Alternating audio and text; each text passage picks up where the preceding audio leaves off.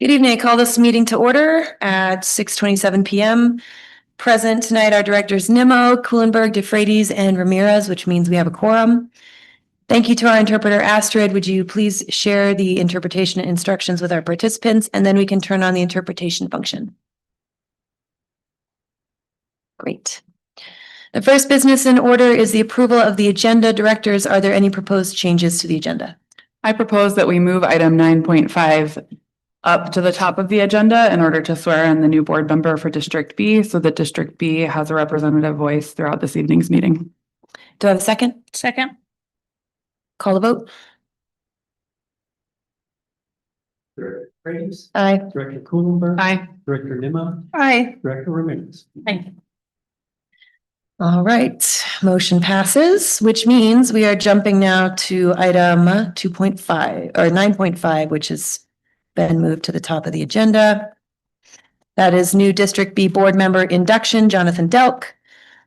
So the next business in order is our new District B board member induction. I will administer the oath of office to our new board member, Jonathan Delk. Jonathan, can you please raise your right hand? Do you solemnly swear that you will faithfully perform the duties of the office of school director as required by law and will support the Constitution of the United States, the Constitution of the State of Colorado, and the laws made pursuant thereunto? I do. And then you got to read off the sheet here, I think. I, Jonathan Delk, do solemnly swear that I will faithfully perform the duties of the office of school director as required by law and will support the Constitution of the United States, the Constitution of the State of Colorado, and the laws made pursuant thereto. Well, welcome, Director Jonathan Delk, to the Roaring Fork Schools Board of Education. Thank you. Thank you so much. Yay. And join us here on the dais. We still have a quorum. We now have myself, Director DeFreitas, Director Delk, Director Kuhlenberg, Director Nimmo, and Director Ramirez. And we are going to move on to the next agenda item once we get settled here in just a minute.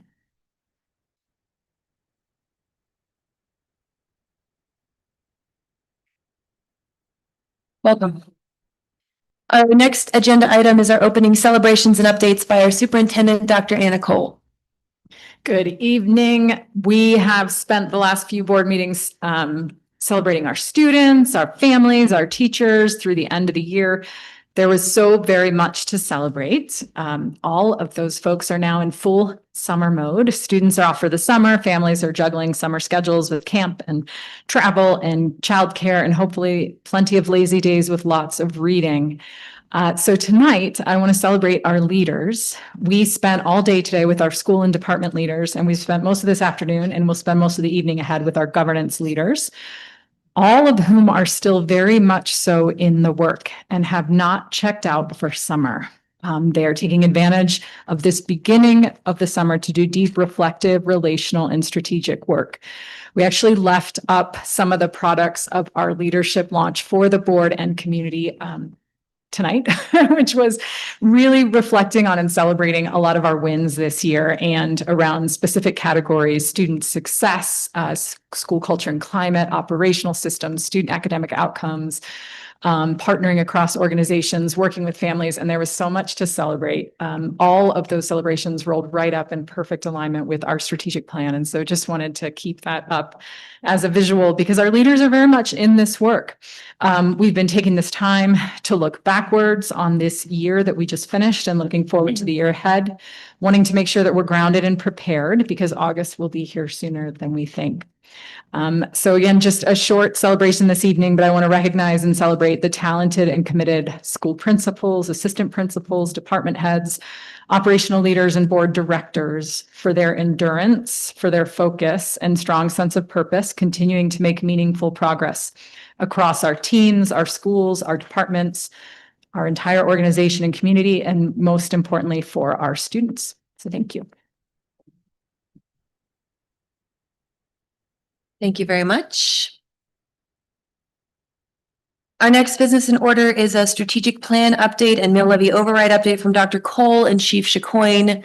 And we're going to run through these and take a look at a lot of slides. So just a note to the public listening, all of the details are available in the agenda that's published online. Our meeting may not cover every single point contained inside of that, but it is well worth your time to look at it and pull it up in front to find out where our district is investing our resources and how we plan to achieve some pretty astronomical goals on behalf of our students. Okay, can we get those slides up there?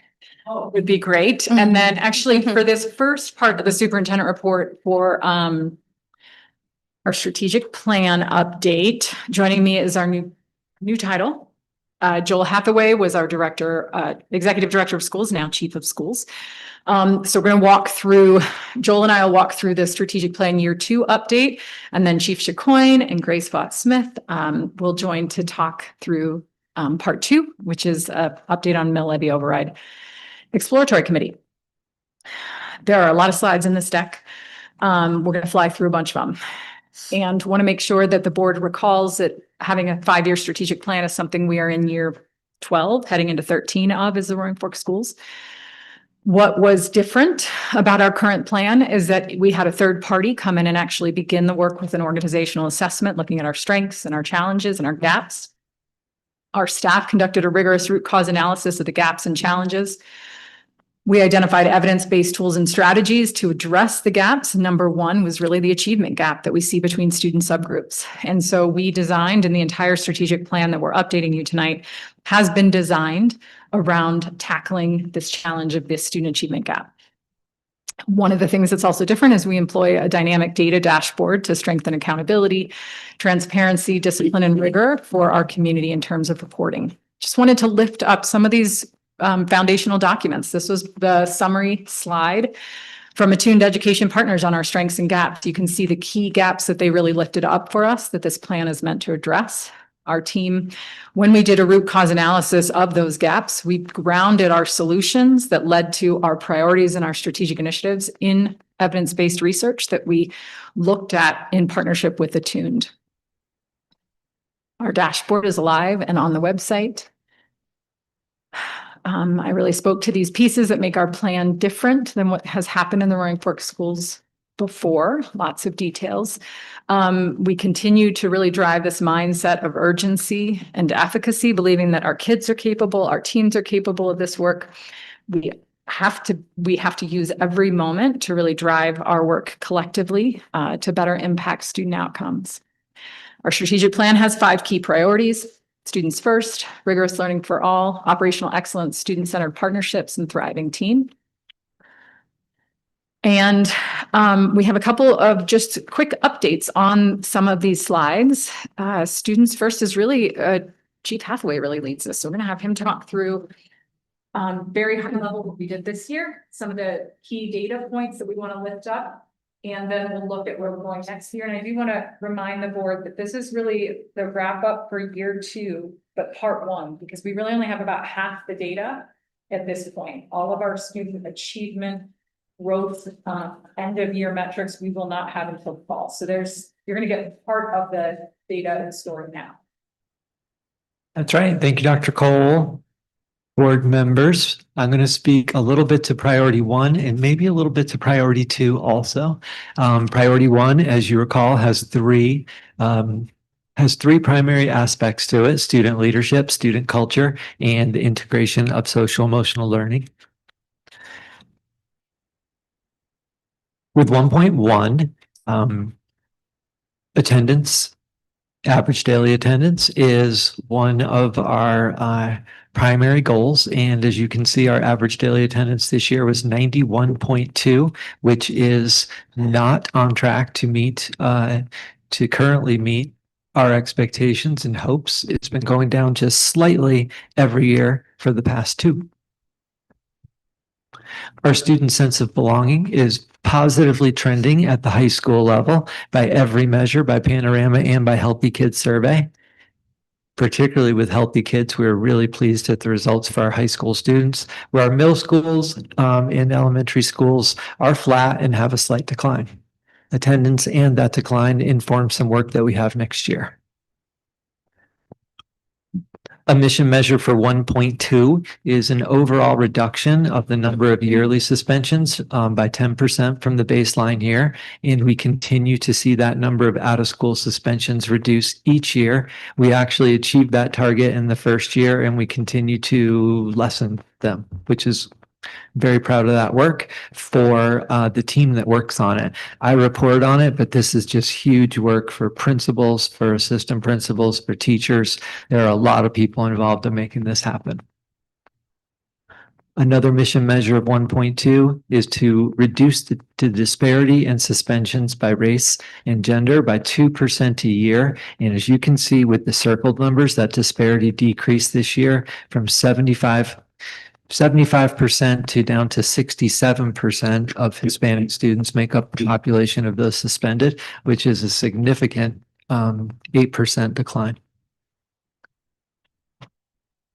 So considering that data, and like Dr. Cole said, that's an incomplete data set. There'll be more available when we reconvene in August.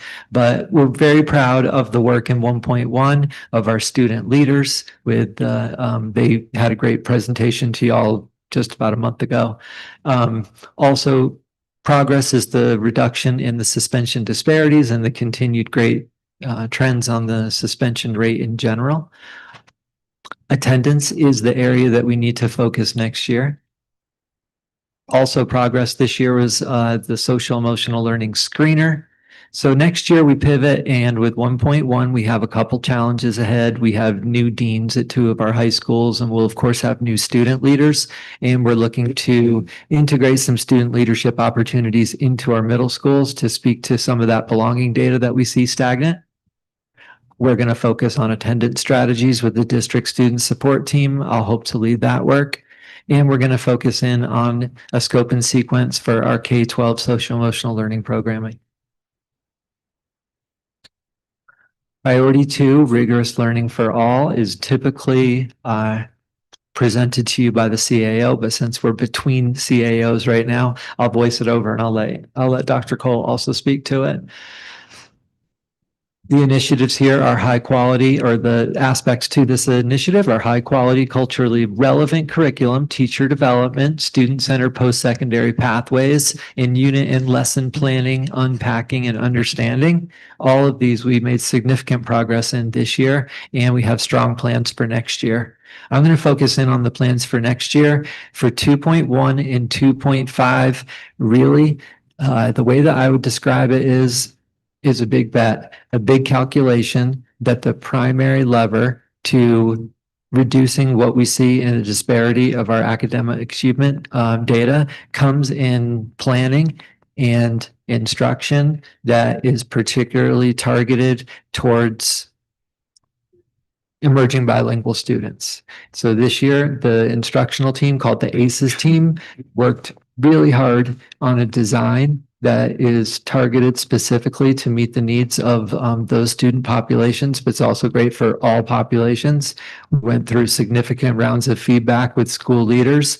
We had a presentation to every teacher in the district in May that was kind of previewing what's to come with that. And it's our primary focus for the fall. We have worked and just presented today actually to principals a district plan to meet the needs that are really specific to each school and to all the way down to the level of individual classrooms. We used academic achievement data from each school. We used walkthrough data from each school, and we used some teacher survey data about just what do you need in order to get better at this to inform the plan. And that's going to be rolled out here as soon as we begin school again in the fall. We will continue our K-8 literacy curriculum adoption next year, and that process also started in the second half of this year. And it's a process that includes multiple stakeholder groups. We have a lot of teachers involved, and it's led by members of the ACES team. For 2.3, we want to make sure that we are that we're really monitoring and checking, adjusting the effects of the daily lesson design integration into our classrooms by integrating the DLD look-fors into our primary coaching tool, that GROW format. And we are going to hold universal walkthroughs routinely at each schools so that we can make plans to check and adjust as needed at each school. And finally, with 2.4, the plan is to continue to strengthen post-secondary workforce readiness programming. Voice over finance. Sure. So this slide and then the next couple of slides is going to talk a little bit about finance. And I think this board is pretty well aware of what we've been working on with that priority and making sure that all the stakeholders are very well trained in financial, I guess you would call it financial, what the word, I'm sorry, the word, but anyway, financial knowledge and understanding. But, and we've been doing this with our budget managers. We've been doing this across all of our stakeholder groups, district accountability committee, and we're going to continue to pursue that same track for the next year and really start to build that into our processes and work deeper on our board processes into the next year as well. And also our software. So looking at processes from a software perspective and looking at efficiency and effectiveness and making sure that we're utilizing our tools effectively. Additionally, in operational excellence, we're going to continue to strengthen communications. We've got a public information officer coming on board next year, but some of our data from the parent survey, which we dove into a couple board meetings ago, shows continuous steady positive trending in terms of our parents' responses regarding questions around how the district communicates with them. So seeing some positive trending there. Chief Chicoine spoke to some of the upcoming things in operational excellence, and we're also launching Parent Square, which should align and strengthen some of our communications with families. We're also going to be doing some optimization of our student data systems and the accessibility and usability of our student data for teachers and coaches and principals. We worked on that today.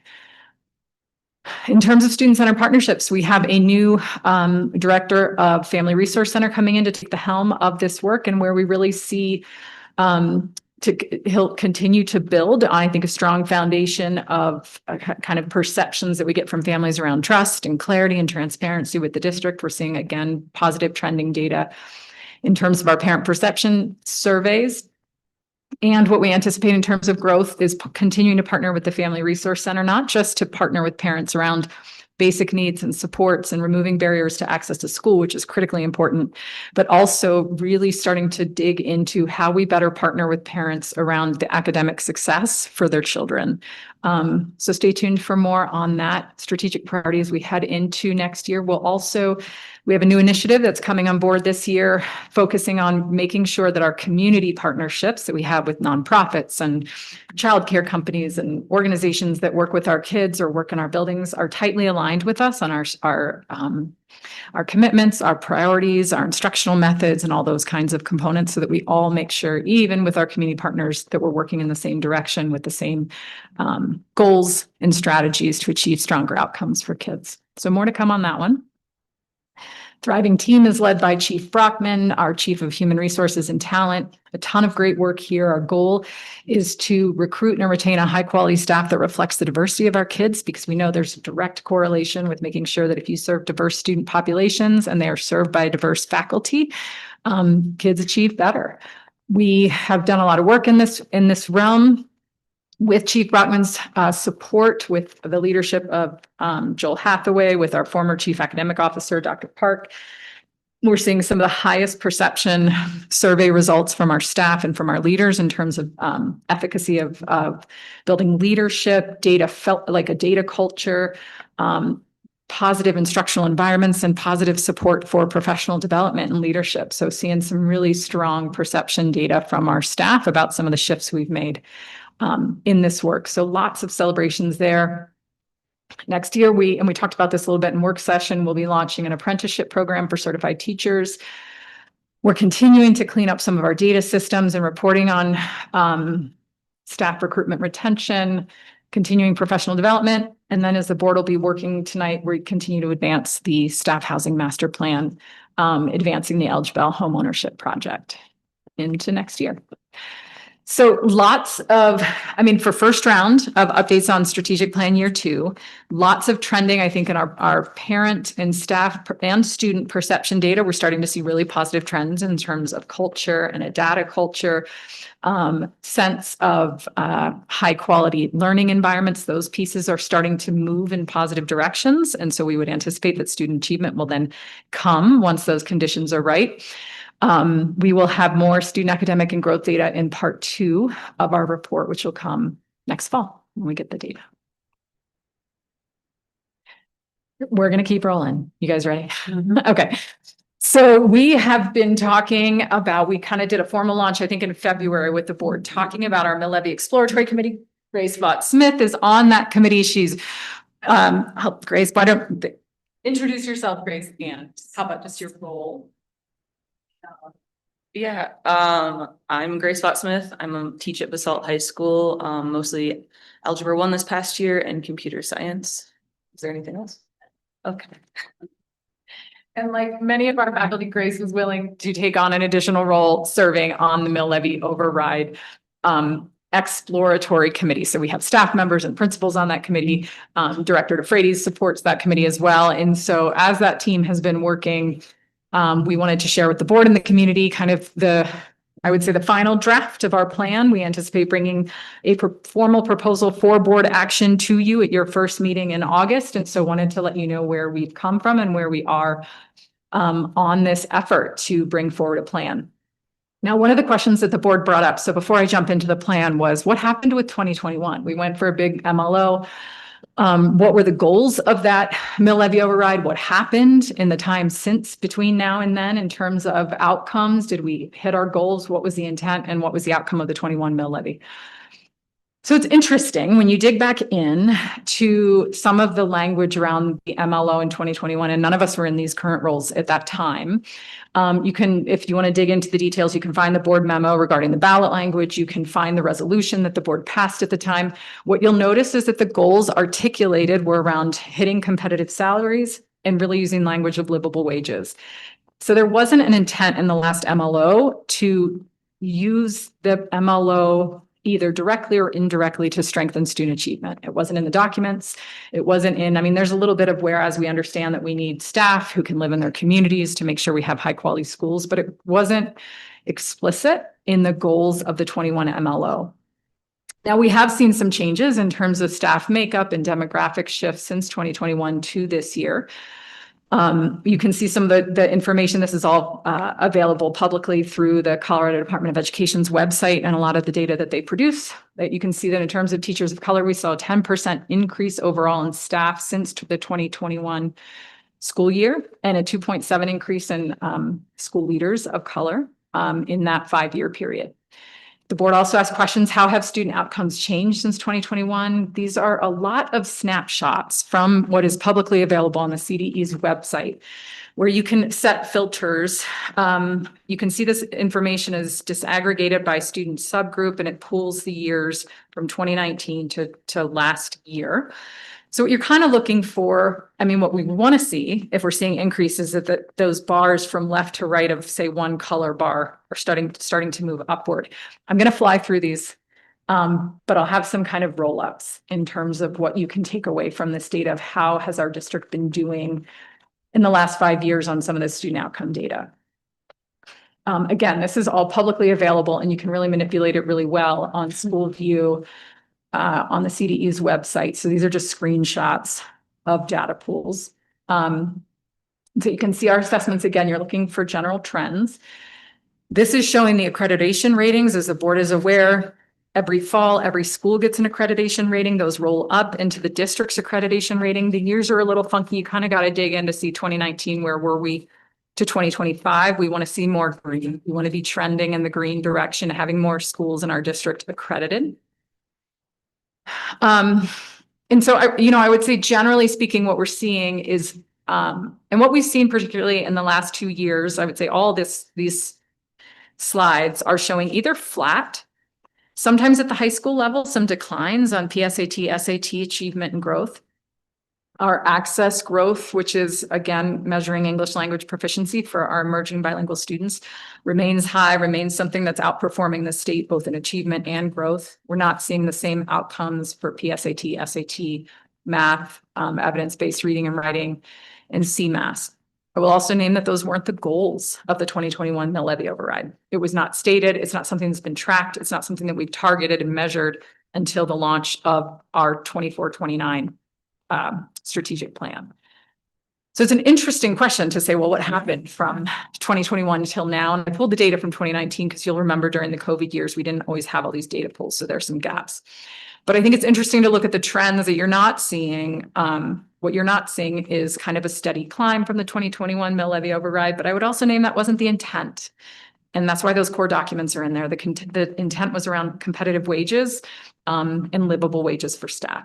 So I think some of the similarities to frame, what's the same from a 2021 to this new opportunity to go back to our voters in 26. I would say there's some similarities on our focus on driving competitive staff salaries to address the rising cost of living for our staff. And also a focus on staff recruitment and retention efforts. So there's some similarities there, and what you're going to hear is becoming our proposal to the board. Some of the critical differences are that the 26 MLO, and you'll see this in our presentation, is tightly aligned to our 5-year strategic plan to close the student achievement gaps and increase academic and growth and achievement for all. And you're going to see that this is an indirect investment because we're investing in staff who then drive a lot of the work with student outcomes. So it's not a direct investment, but it is so tied to this priority called Thriving Team that is very well articulated in the strategic plan and has very clear outcomes and metrics that we're measuring around staff turnover, around staff diversity, staff quality, those kinds of components that are part of our strategic plan. And then I would also name that another difference is that the proposal that you're going to see in draft format tonight is also aligned to these goals around recruiting and retaining a high quality staff reflecting the diversity of kids. So we're much more, I would say, targeted in this current proposal to the board of the goals of this. So that was a little bit of history of what we could pull up. So hopefully that was helpful. We're going to fly through some of this because there's a lot in here. This is the slide deck that has been refined. The exploratory committee kicked it off. We've run this through many times in different community forums to get feedback. It has changed. It's been iterative. And this is the most recent update. So we've talked a little bit with our community how we got here from 2021 when the last MLO passed.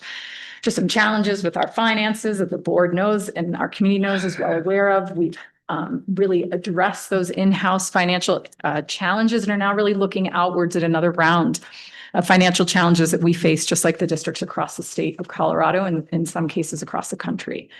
In particular, those are rising health insurance costs. We're in the highest cost of living healthcare region in the country.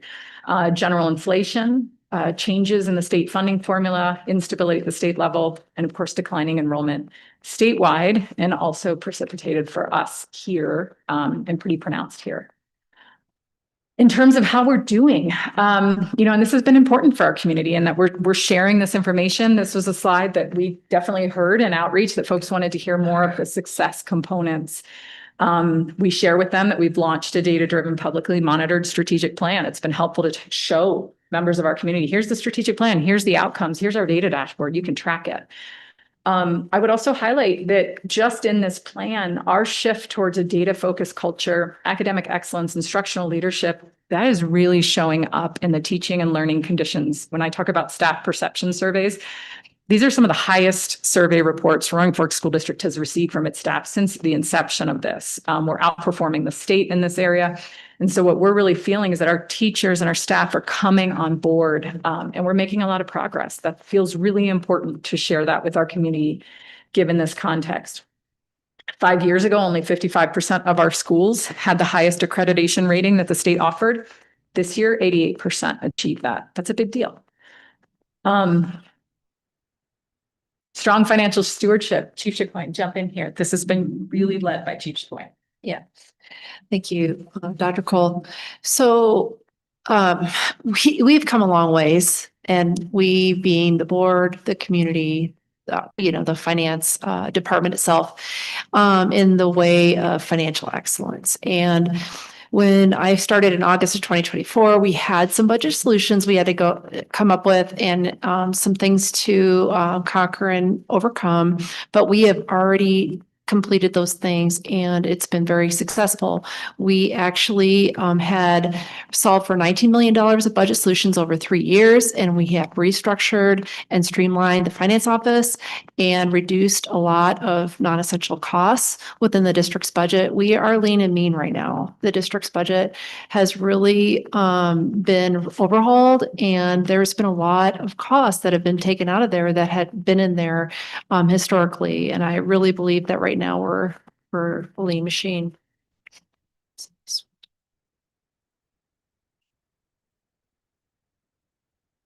Okay, so then you look at, so this just shows exactly what I was just saying is 85% of our resources go directly to schools.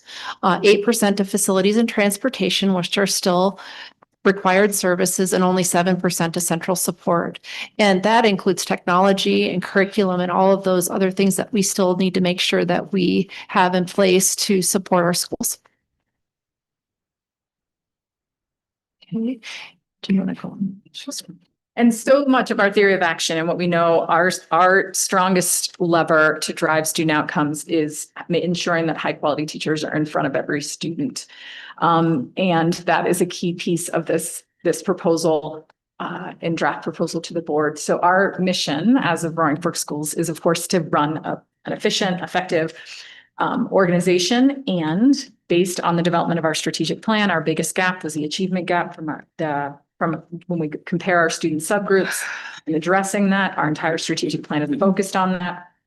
Our budget infuses this plan, it funds the plan, it drives it with the intent that we will see improved student outcomes by investing resources, time, energy, capital into these priorities. Driving team's a key component, making sure that our staff are supported. We are really proud to have some of the best teachers and staff that we believe are working in the state. Our kids love their teachers. Our community appreciates the commitment and of our faculty, and staff love working in our schools. That's really, truly what we're seeing. There's a question on TLCC that says that staff answer, and it's something to the effect of, I would recommend my school to other people as a good place to work. We had something like 95% positive perception data on that. That's a big deal. So our goal in Thriving Team is to recruit and retain high quality teachers. Our challenge is that, and you just saw that, 85% of our dollars go into schools, and in a different breakdown, about 84% of our dollars just go to salaries. Like, that is where we spend our money. We are in the people business. Current school funding is falling short of supporting competitive salaries. The board is aware of all these complications. We grapple with this often. High cost of living, high cost of health insurance. And one of the things that's come up that has slipped since 2021, when we passed that last MLO, we were able to achieve competitive wages. We were able to move to the top half of the top third of our competitive district. We have lost ground in the last 5 years in that effort to stay competitive. Roaring Fork Schools certified teacher salaries are now about more than $11,000 per year below similar districts. Our average salary is about $5,500 per year below similar districts. So we've lost ground in that effort to retain, to stay competitive. What that can result in is unfilled positions, high turnover, loss of experienced educators, increased competition from neighboring districts, and frankly, an inability to recruit new folks to come here because there's many other places folks can choose to go to make more money. Our board is aware of this. This is data that came from the staff housing master plan that you all adopted. We dug into. We know that our average teachers can afford a home in Parachute, which is far outside of our district. We're doing a ton of work on that. We will tonight to talk about staff housing and investments there. Even rent can be outside of what folks can afford. This next section, and if it's repeat instruction for the board, and you know this already, I think this has been the one section of this presentation that universally folks say has been the most important piece of information that we share with them in this presentation. So I do want to pause as Chief Chacoin takes us through this and just let you know that, like, This section we've worked on really hard as a mill levy exploratory committee because the interest around this was strong from the beginning. We've gone through a lot of iterative process on like the right graphs to explain this. And our last round of presentations, we got really positive feedback on this component, but this to us has been the most important communication that we can share with our community about this. Take it away, Chris. Thank you, Dr. Cole. Okay, so some funding context, we need to look at Colorado as compared to the nation, and we're ranking one of the lowest in the country in competitive teacher wages. We're also facing in Colorado a structural funding challenge for education and for the whole of the state of Colorado. They're really challenged with their budget, and really they do still have some budget holes and gaps that still need to be resolved for over the next couple of years. And despite being the 8th wealthiest state, we rank still at the bottom half of states per student funding. And rising property values don't necessarily mean that school funding increases, because it does not proportionally increase with those rises that we've received or seen in property values, as the next slides will show. This is just a basic summary of the school funding formula. As everybody knows here, it's like a 9 or 10-page formula if you were to print it out. But this just saying the statewide base funding times the district pupil count, and then adding at-risk student count, ELL student count, and special ed student count, additional funding, plus a cost of living factor and a size adjustment is the total district funding. That's a very basic synopsis of the school funding formula for Colorado.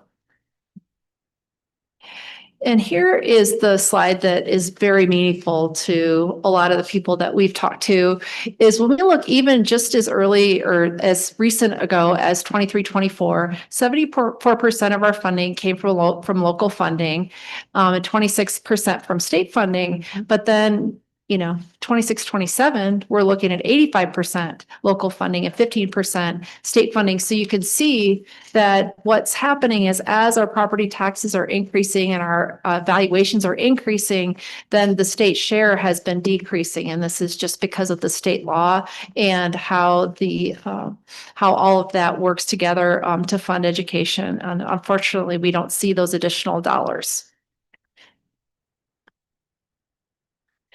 Okay, so the state funding change is less funding for Roaring Fork. So this one relates to the cost of living factor. The reason why we're able to ask for additional funding for a mill levy override is because our cost of living factor is now capped, meaning less funding for districts such as Roaring Fork School District that are in extremely high cost of living areas.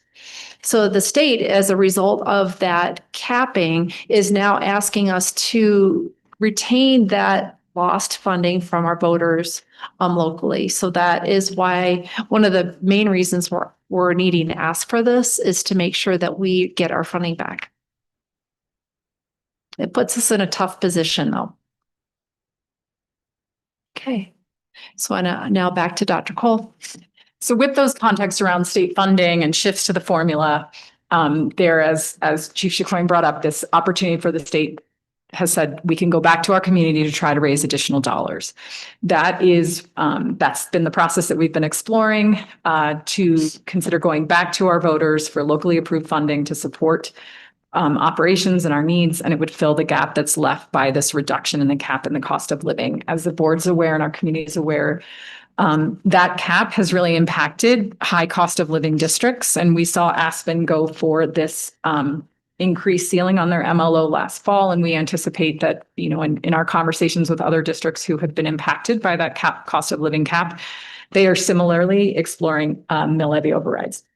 So here's where we really get to, there's a couple key things that you are hearing your administration recommend to the board and starting to really come together as our proposal. First is going to be that we go for an MLO in 2026.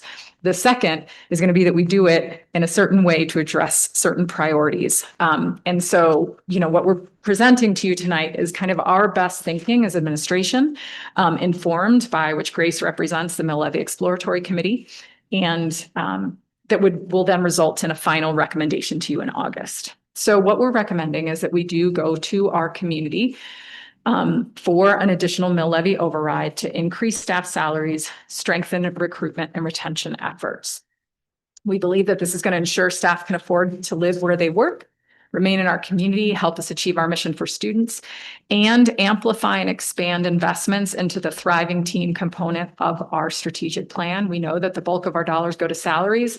That's where we also see the bulk of our need right now.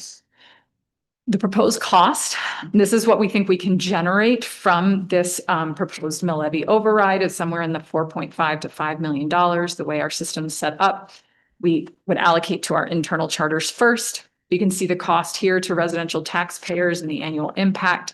I would say this is about this potential 2026 mill levy override is going to generate about half of what 21 did. So it's not as big as the 2021 mill levy override. Our recommendation on how we allocate funds is to, of course, the required district charter share comes off the top. We would then recommend that 10% goes to recruitment retention initiatives, tightly aligned to the strategic plan and some of the goals that we have in the strategic plan. And the remainder, 82%, is allocated to staff salaries and benefits. And then we break it down this way based on the distance to comps, that currently our certified staff are farther from comps than our classified staff are. So that's what kind of the justification around this proposal that we're bringing to you. Part of our argument is that strong schools benefit our entire communities. They stabilize property values, continue to attract families and employers, and that even residents without school-age children benefit from high-quality schools. And we want to continue to drive in that direction. We are aware of, and we know that Senate Bill 135 is going to bring this question around a Tabor cap and an allocation of some dollars to K-12 spending. We're paying attention to this. We're monitoring it. We're trying to learn more. What we don't know are specifics around funding amounts and distribution, impact on local districts, specific ballot language or election timing. But we wanted to flag for the board that we know this is happening. We know it's going to feel maybe perhaps to voters as a similar initiative. I think the board should anticipate that by August, our Roaring Fork School District Administration, the MLO Exploratory Committee, has a lot more information and recommendations to the Board of Education on how we navigate potentially multiple ballot initiatives supporting schools. So just want to let you know that we see this, we're monitoring it. We don't have a strong recommendation yet on how we grapple with this as the Roaring Fork Schools. We're not clear on all the details and information yet, but we'll have that for you by August. Okay, this is where we are. We are at the end, well, right in the middle of June.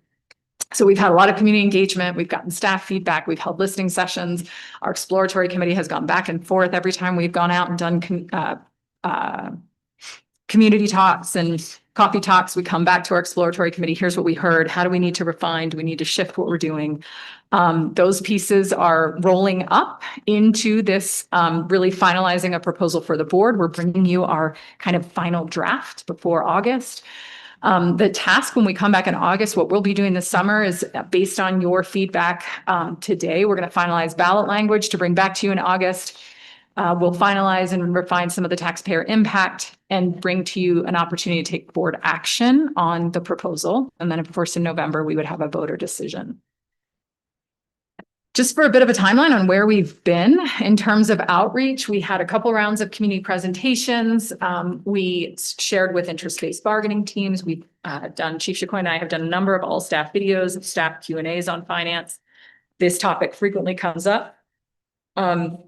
With the support of Christina Vargas, I held rounds of community coffee talks this year and this spring. This absolutely came up. The MLO we talked about, interest-based bargaining teams revisited MLO in April, bargained around it. We continued to present all staff videos. We had a final round of outreach in May, community presentations with Carbondale and Basalt Education Foundations. I presented at the Glenwood Springs Chamber of Commerce Economic Forum, kind of talked more broadly about the impacts of economic trends on the Roaring Fork Schools, but shared the Colorado School Finance slides that Chief Chicoine presented to you, and also shared kind of the work we were doing around an MLO. And then we held one more town hall just last week. That seems ages ago. It was a small but mighty group, and we got into some really thoughtful conversation with the folks who were both here in the room and online. Jonathan's helped us get our community forums posted. We've had some engagement with those videos since they've been posted on Roaring Fork School District YouTube. All of these conversations helped refine, helped affirm. We have not wavered from our interest in directing these dollars, if the board approves, to staff salaries, recruitment, and retention. I think our engagement with the community has affirmed that, and certainly with staff as well. So what we tend to share with our community is, kind of what's going on, how to stay connected. We have a survey where we've collected feedback that then has shaped our messaging and our thinking. Limited engagement with the survey. Most people just want to talk to us about the work. Did I miss anything? Okay. Well, I'm delighted. Chief Chicoine's here and Grace is here. So if you have questions about the mill levy committee or other things, we're happy to answer questions both on strategic plan, MLO. We know that was a lot. Thank you. We'll begin with 2 minutes of board questions and comments, followed by 5 minutes of open discussion. Director Nimmo, did you want to begin? It's a lot to cover. It's a lot. Oh, it is. I'm just not. No, I'm just going to process. I don't have questions right now. Thank you for all of this information. You bet. And I will reassure you that, we tried to make sure there's no surprises for the board. Yeah. You will see the part 2 of the strategic plan update again in the fall. So even if it's still processing and you have more questions, it's going to come back with even more data, as will the MLO presentation. So just wanted to this is not the last moment with either of these topics. Yeah, no, you guys have done a lot of work on this and collected a lot of information and I appreciate it. Director Ramirez? Thanks, team. So I'm going to start on the MLO section first, and I have a couple of questions. So, this is sort of the first time we get to engage with you guys in a public setting, although I feel like I've expressed to both yourself and the chair a couple of times my opinions on where we're at with the MLO. I feel like at least for the last 6 months. So what percentage of the achievement gap reduction do we have a idea of how that can be directly attributed to dual language programming? Do we know? I know that's not part of the MLO per se, but. Okay, let me see if I can get clear on the question. So you're asking how much of the proposed MLO would be allocated, like if it's invested into salaries, how much would go to specifically dual language programs or like any sort of? Just in general, what percentage of the achievement gap reduction do we attribute to dual language schools? Just as a question to ask. Do we have an answer? Do we know? Do we attribute closing the achievement gap to that? I would say right now, we have seen incremental progress on student growth. So over the last 2 years, for all of our student subgroups, emerging bilingual students, students of color, students whose family's income is beneath the federal poverty level, we are starting to outperform the state just a little bit in terms of growth. So we have to beat the state. We have to beat on growth before we're going to get to achievement. So I would say we haven't closed the achievement gap. Right. No. Right. I'm saying, like, for example, looking at a Longhorn here, when we're thinking of basalt schools, dual language, when we're thinking of Riverview, is there a percentage that we as a district feel is directly attributing to that reduction and closing the achievement gap? Or do we just think they're doing their own thing and it has nothing to do? There's no correlation whatsoever. I would say that the theory of action that we have around our strategic plan that was informed by a TUNS diagnostic for us was there when they identified that the achievement gap was an issue for us, which we knew. And they dug in and they sat in 80 of our classrooms. They went to dual language schools. They went into more traditional biliteracy programs. They went to more kind of traditional ELD. I'm thinking like Sopris elementary schools. They went into all of our classrooms. They did not lift up saying the type of program you have is going to drive student outcomes. What they said was consistently across the district, irregardless or regardless of what kind of program you had, we were not teaching to the rigor of the content Right. standard, whether it was dual language or not. And so their push for us and the entire theory of action around our strategic plan is that we have got to make sure that our students are carrying the cognitive, like doing the hard work to the rigor of the standard that we are teaching. And so our pushes have not been around specific programs of schools, but around the moment to moment ways that we are engaging with kids and asking them and inviting them and supporting them and making sure they can access to do the rigorous work of meeting the content standards. Does that help? So I would say I don't really have a good answer because we're not actually thinking about closing the achievement gap based on school programs, but based more on, and this came from Attune's diagnostic, whether or not students are rigorously engaging with the content in any language. Okay. I was sort of hoping that either we're seeing that there are gains there or not. It doesn't sound like we are. I mean, What specific feedback and outreach has been gathered from students regarding the 2026 MLO? I don't know that we've spoken to kids about it, to be honest. Like when I'm thinking of our superintendent, the avenues that we have to gather feedback from students from a district level is a student, like this superintendent advisory councils. And to be honest, cell phone policy really took over the conversation there. Okay. Equity advisory committee did not. So we've not engaged with students around this. Okay. What specific feedback and outreach has been gathered from the Latino community on the 2026 MLO? We have not done specific outreach for the Latino community. We've had kind of broad community meetings, community coffee talks. And so that's been the outreach hasn't been targeted to specific parent groups yet. Do we know how many people we have engaged with during the coffee talks total? Are we We could counting? get that. I mean, somewhere I have rough numbers of how many people showed up. I don't know that I was collecting demographics, but could work with Christina to see if we could pull that. I mean, the coffee talks generally were like less than 12 people. How many were at the last event we had? The very last event on June 2nd, we had 4 people in the room and we had 5 or 6 online, at least one who was asking questions. Okay. So it was pretty minimal. Can you share a little bit more about how the 400K or the 10% staff recruitment retention monies came to be? I think part of it was, to be honest, we looked at our thriving team initiatives and said, where do we need additional, what could be amplified and expanded upon with additional investments? And so right now, I think our kind of draft budget, and I can certainly provide more of this for the board through the summer, through trackers, because we have it somewhere. There's components that would help us shore up investments around H-1B visas. We talked during the work session about the professional pipeline navigator. This would actually provide additional dollars if we see that investment from the Gates Family Foundation pays off and we're getting some traction there. I think there were some dollars that we've earmarked in that recruitment retention around investing in some of the components of the staff housing master plan that do cost dollars. Some of the kind of housing navigator type roles. Those are some of the pieces of that budget, but I can get you a more specific articulation of where those would come. And you can the board update on Friday is helpful. Perfect. So, can you share a little bit? Do we have any staffing incentives that exist currently to attract and retain highly effective educators in schools? I would say one of the key things that, not that it's always perfect, our certified staff salary schedule, if you remember looking at it, and actually you're going to approve it tonight, when you see it in the board packet, it's this massive spreadsheet. When staff have additional years of experience, we pay them more.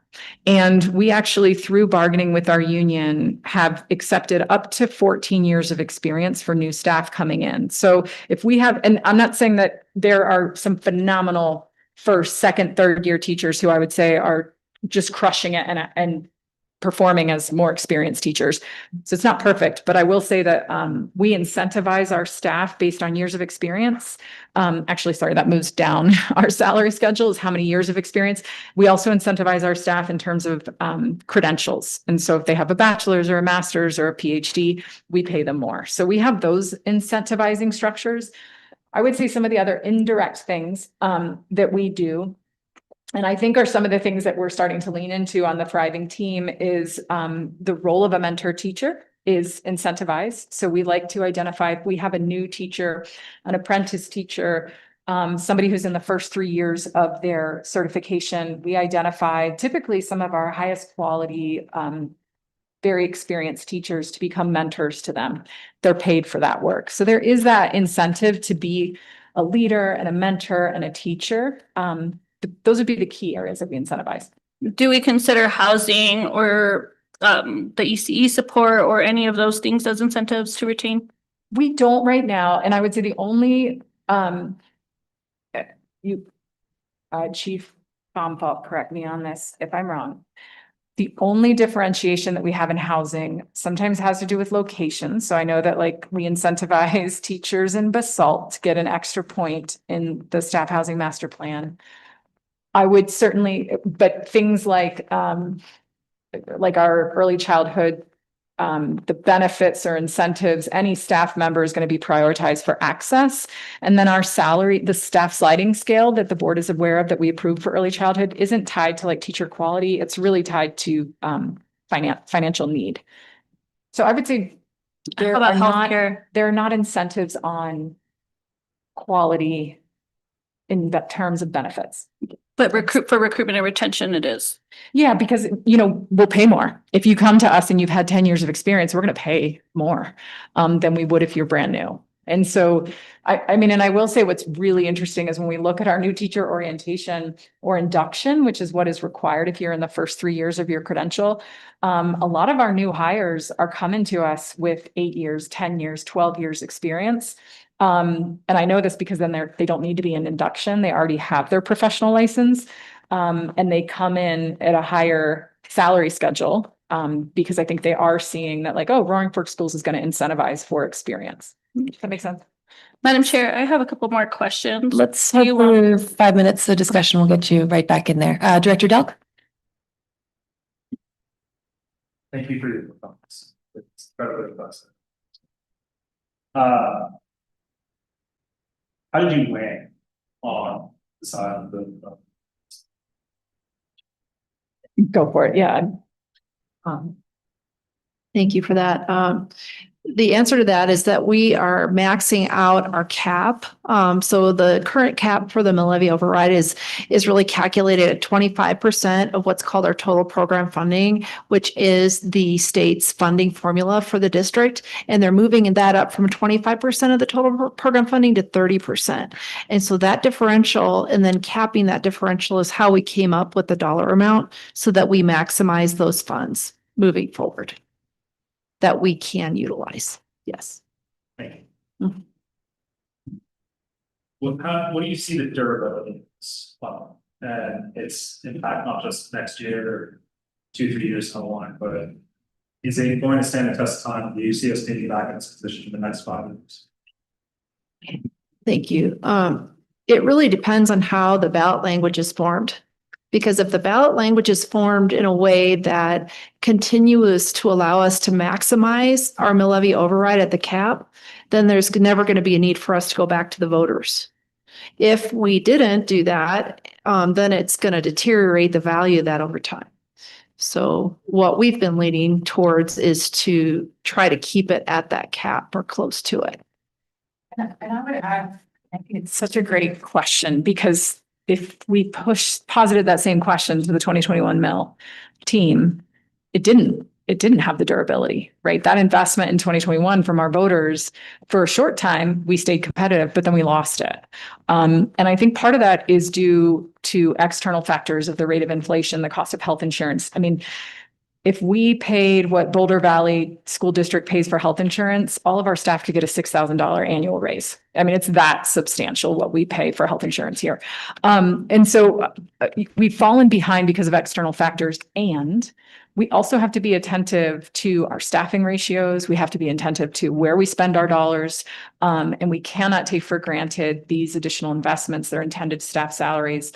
And so I think part of it, absolutely, to Chief Chicoine's point that, depending on how we frame the ballot language, it can move with inflation, but so did the 21. And here we are again. And so I do think that it's an important question that we need to attend to and we need to stay vigilant about, especially if we're, if the board builds consensus around this and we support bringing it to the voters and our voters ultimately support it, we still have to stay very diligent about where are those dollars and where are they going and are they helping us meet those goals, both in terms of competitive salaries and are we getting the gains for student academic outcomes that we're saying this is going to drive.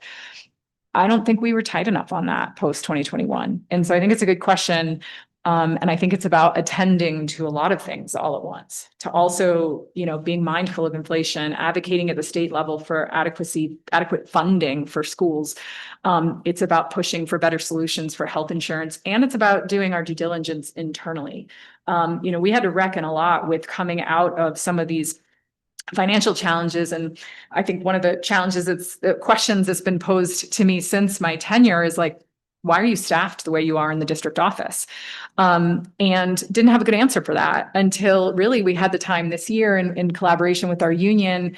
The staffing plan that the board received as an update, I think in May the 13th, was really the first time that we were able to rationalize, here's how we're staffed and here's why, and here are comps. And we're really proud of the fact that a comparable analysis of district office staffing that compared our departments to other like-sized districts in mountain, rural, resort communities demonstrated that every department of ours, from finance to custodial to transportation to senior leadership, is either at or below median for every comparable district. But we have to tend to that and make sure it stays that way. So I think it's a lot of things, but I think it's a fair question, and I think one we need to continue to ask. Last, because I think it relates to these other two questions. Engage any consultants or attorney advisors? Not yet.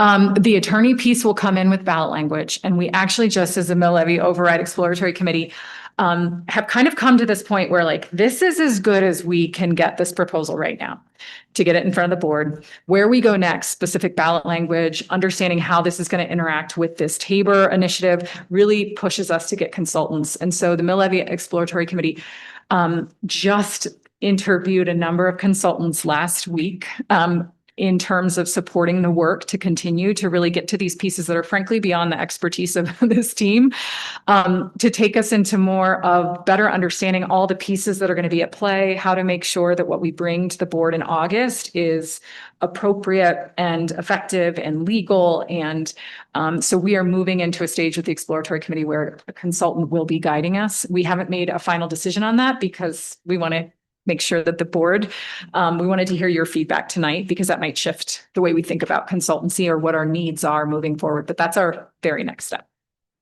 Thank you. I look forward to stuff. Director Kuhlenberg? Yeah, I'd like to shift gears back to the first half of the presentation, and I've got a couple questions for you, Joel, if you're ready. Specifically around attendance, I noted that we're going down this year, and so I'm wondering if there are any specific strategies that we're planning to implement next year that differ from what we've been doing historically, because we talked earlier in this year about shifts. And so I'm wondering if those have been identified and what the plan is. That's an excellent question. Can you all hear me okay? Sure. Okay. Yeah, thanks, Director Kuhlenberg. We've been seeking some feedback from the folks that are really in the work and on the ground, some of the family liaisons, some deans of culture that are really heading and leading this work in the various schools. And they've given us some suggestions that we are going to work with the more full district SST team to explore. We know that we need to update and revise our attendance plan. It's 5 years old. And we know that we need to focus in on the small number of students with a large number of absences. So I can't nail down for you exactly what strategies now, but I do know that the folks that are really in this work are generating them, and we're taking that feedback, and it's going to have to do with rewriting that plan, staying tight on that, making sure that there is one person per school that really owns attendance that we can go to and, can answer the questions and define the work. And I would also say, I've done a lot of research on this very recently throughout this school year, and we're not alone. If there were a magic bullet strategy, I would know it and put it right in place. But it's just a trend that's nationwide, which doesn't mean that's an excuse for us to not do better, but it does mean that, it's a vexing problem. And I would just add that I think one of the really interesting things that we're starting to see when I talk about really tight alignment around our strategic plan, obviously the student attendance data that we're tracking every single day, if you look at our dashboard, it is not anymore. Everybody's on summer break. But if you were to look at it in real time, you can see it every day, that attendance updates. Not only did we see it in the student data, but in our TLCC data, the Teaching and Learning Conditions Colorado survey data, when we looked at our school leader data, they shared there's a question that asks, where do you need professional development? Where do you need support? Universally, our school leader said attendance is the number one priority, that they wanted more support. So really nice alignment in what our leaders are saying as a leading indicator, what our strategic plan and our data that we're monitoring is saying as a strategic priority. And frankly, attendance wasn't on the plan for year 1 or 2. So it's coming back. That is a new shift based on the data, based on what we're seeing. But it's gonna take a refinement. I think there's some good ideas that folks have shared. We're gonna be consulting. And I think you can expect a tighter plan when we come back in August. Okay, great. Thank you. My other question is around the daily lesson design. I'm curious, you said that that's targeted towards our emerging bilingual students. Are we focusing that in our non-dual language schools since we also heard that emerging bilinguals are getting targeted instruction? Yeah, completely. One of the principals today articulated it really well. When you think about intervention and instruction, we think about this pyramid of like most kids are doing really well, and we're putting interventions in place like at these upper tiers where there's fewer kids, but they're not doing well. And some of our data right now shows like our pyramid's upside down, which means that our tier 1 instruction, like our instruction for every child, needs to be geared towards the children that need it the most, because there's a lot of them. So yeah, it's a design that's for every classroom in every school. Okay. And then shifting gears. You said that we didn't have much engagement yet on the survey. Do you have rough numbers on like how many people have responded to the survey? Let me get back to you on that specifically. When I looked at it a couple weeks ago, it was like 8 people. Okay. And And I we think- sent it out via Remind. I don't remember specifically seeing it, but I was curious if we've used communication channels to get it before people. No, Um, it was, and it's an interesting push, and we could probably do more of that. It was meant to be feedback on the presentation. And so we Okay. really only gave it to people who saw the presentation. And to be honest, a lot of them were like, I already shared my feedback with you, like, because we were sitting there with them. And so I think that's part of why that is, but if, I can follow up on that. Okay, yeah, I opened it up and I thought, put it on my phone because I scanned the QR code. I thought there was a question about, like, the general question you see on these surveys. As of right now, would you vote yes? Would you vote no? And I think that's the data that I would be interested in, and I feel like would be instructive for us as we move forward into an election cycle. I think it's important to know where our electorate is because that helps to target our plan around community outreach, education, understanding what we need to invest in getting something like this passed and the amount of manpower we need behind it. So I would encourage us to push that out. Seems like a low cost way to understand where people are. To do our own survey.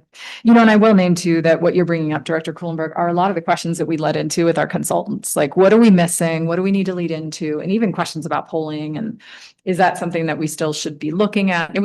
These were interesting conversations, but I appreciate that. Yeah. I mean, even just pushing out to our. Yeah, it like- seems like even if we just pushed it out to our comms channels, I mean, Mhm.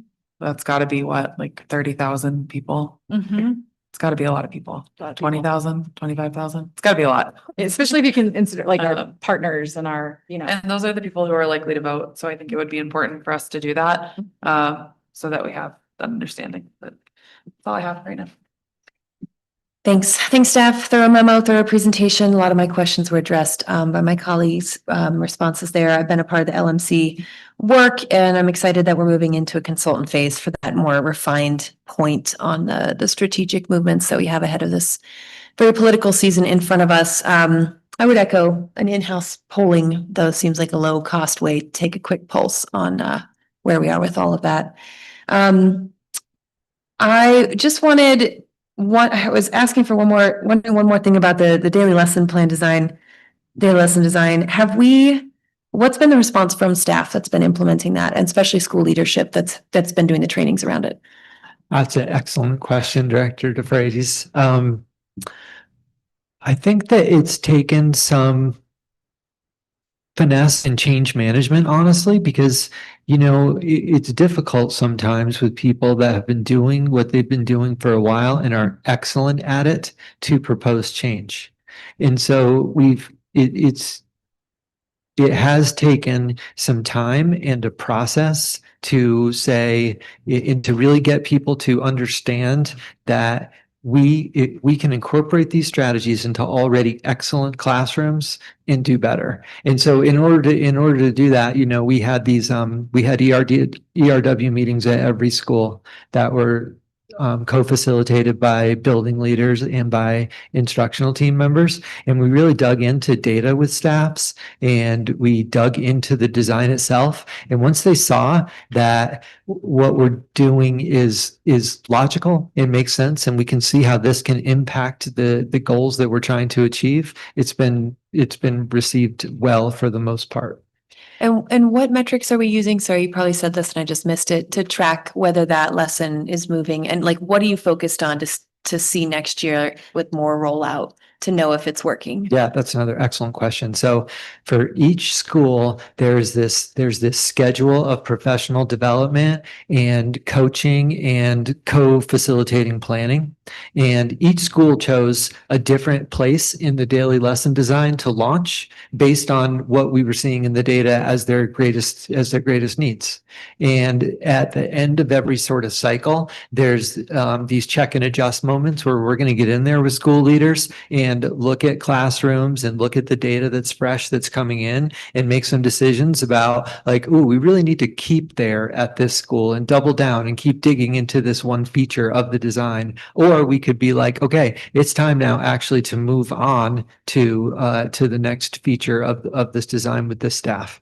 In some staffs, there's two different tracks going on depending on needs that they see, like in different content areas or different grades. So it's about that monitoring and kind of keeping in classrooms a lot to see what we're seeing. And of course, the big data shift that we hope to see is like data with the capital D, this achievement data that we're trying to influence. But we won't see that, of course, immediately. We need to be able to change course before that.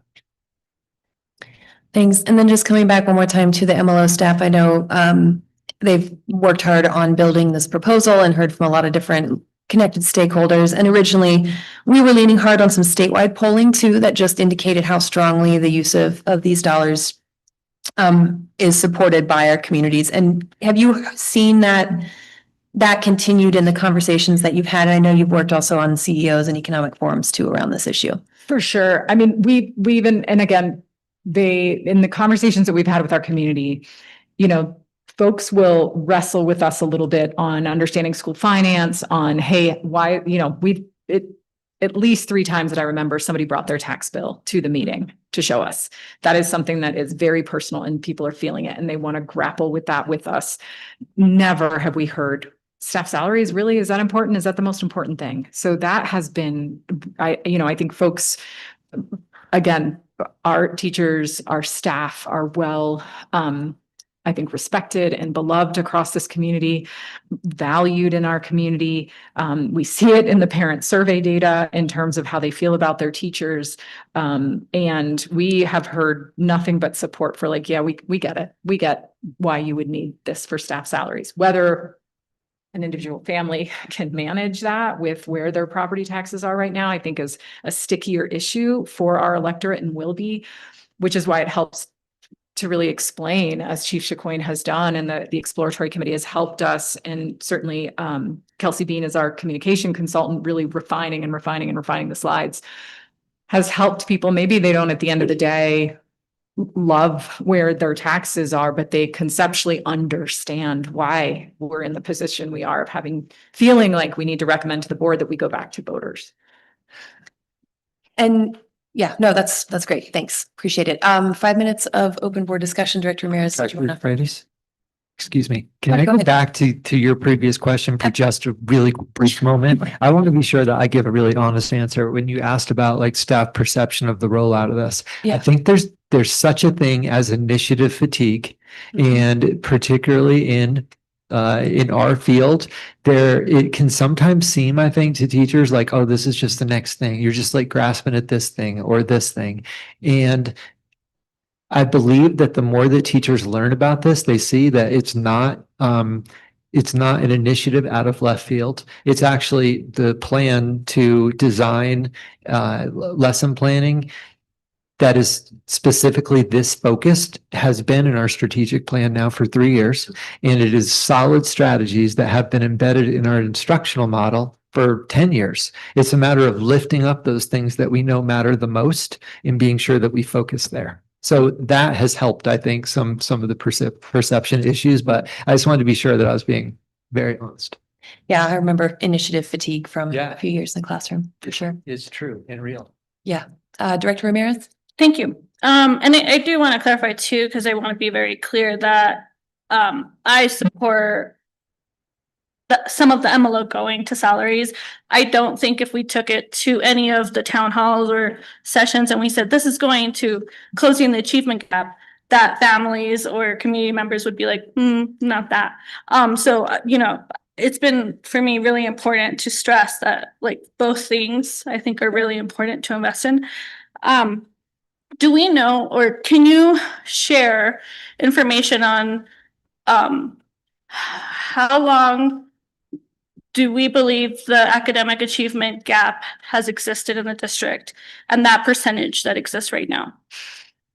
You know, I suspect that as long as there have been disparities in socioeconomics, in race, in language, that those gaps have existed, that there are contexts and socioeconomic factors outside of school that create disparities that show up in achievement. So, and I believe as long as this country has existed and we've had that diversity of socioeconomics, we've seen gaps. The current, you know, that I don't know the answer to like the current gap. Has it fluctuated? Has it shrunk? Has it increased? I don't know the answer to that. It's an interesting question. I think, you know, it was interesting to go into that 2019 data to current to look at some of kind of where things move, but it wasn't actually we weren't exploring like how the gap has shifted. I think that would be really important for our team to discover. You know, I did want to bring up, obviously, we submit board tracker requests.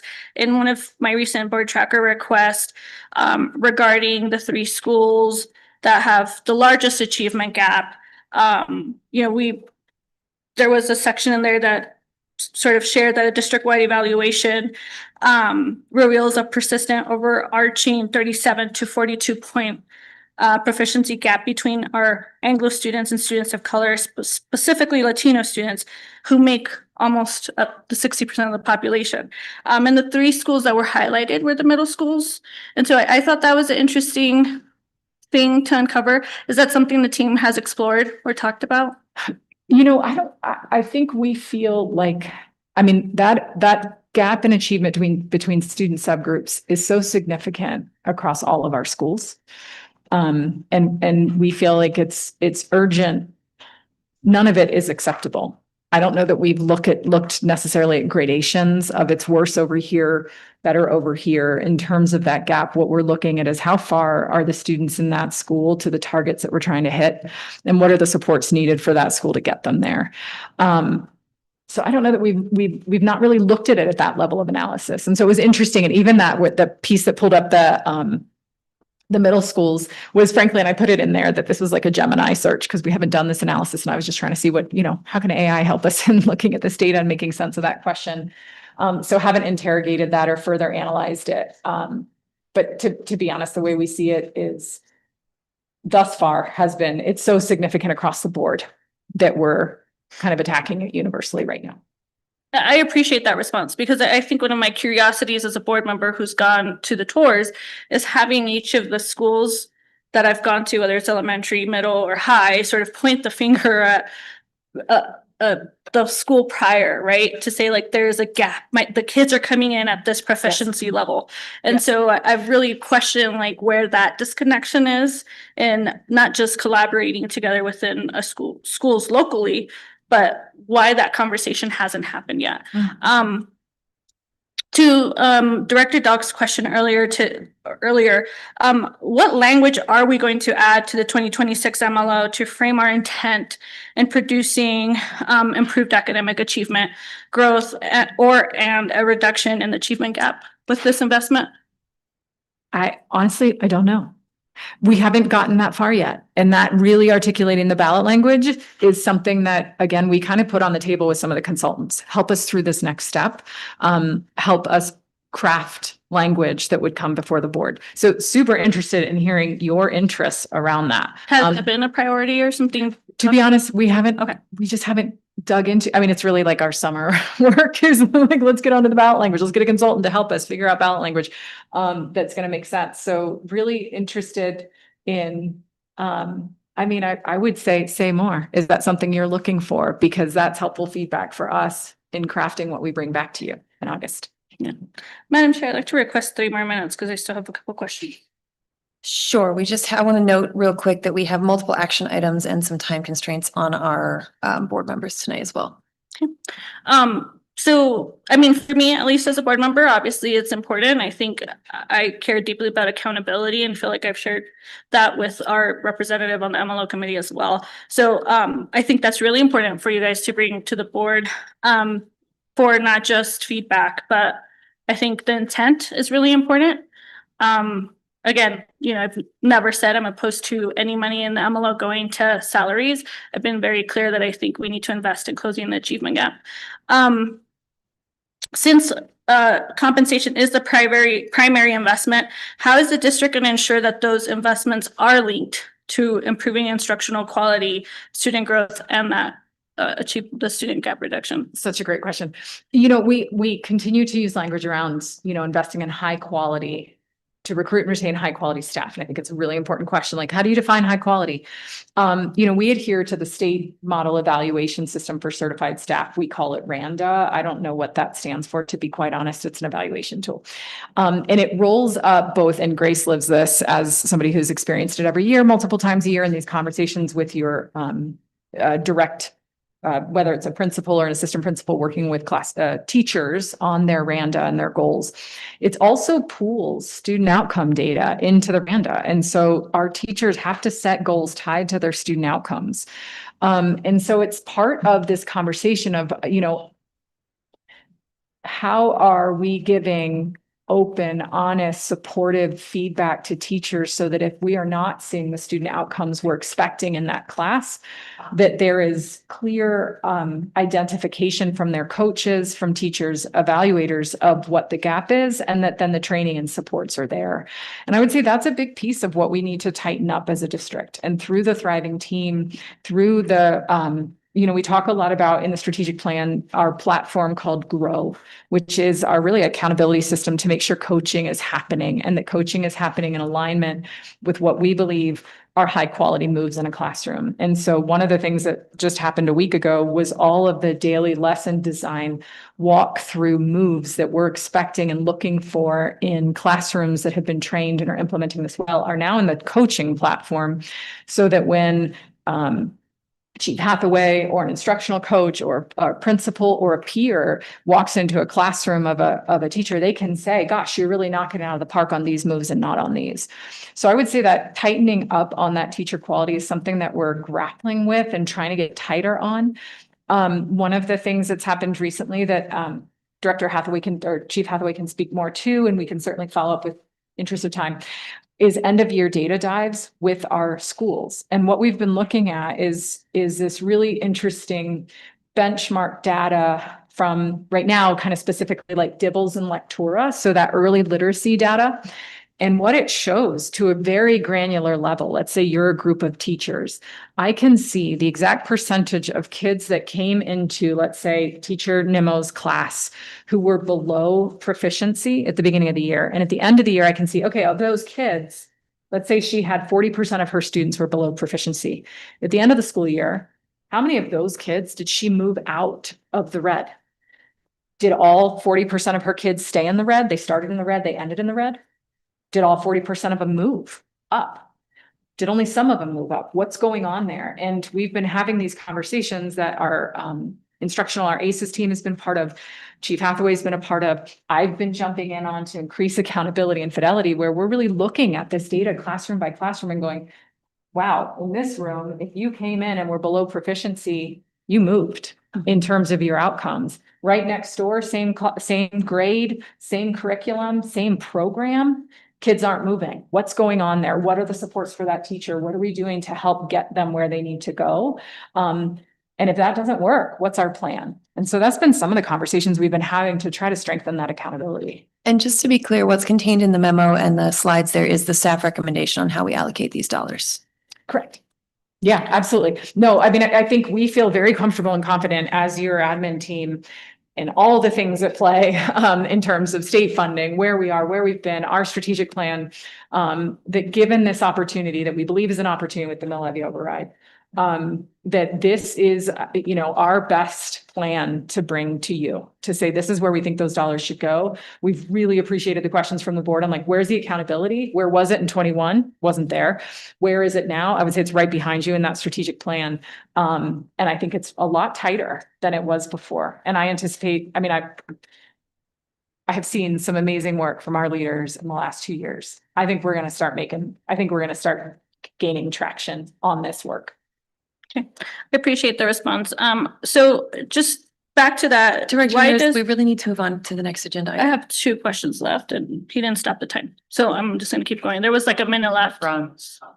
Yeah, because it's the 3 minutes extra for general. Okay. development. Well, I wasn't aware of that, so I just assumed I would have mentioned a quicker answer because I really want to ask these 2 questions.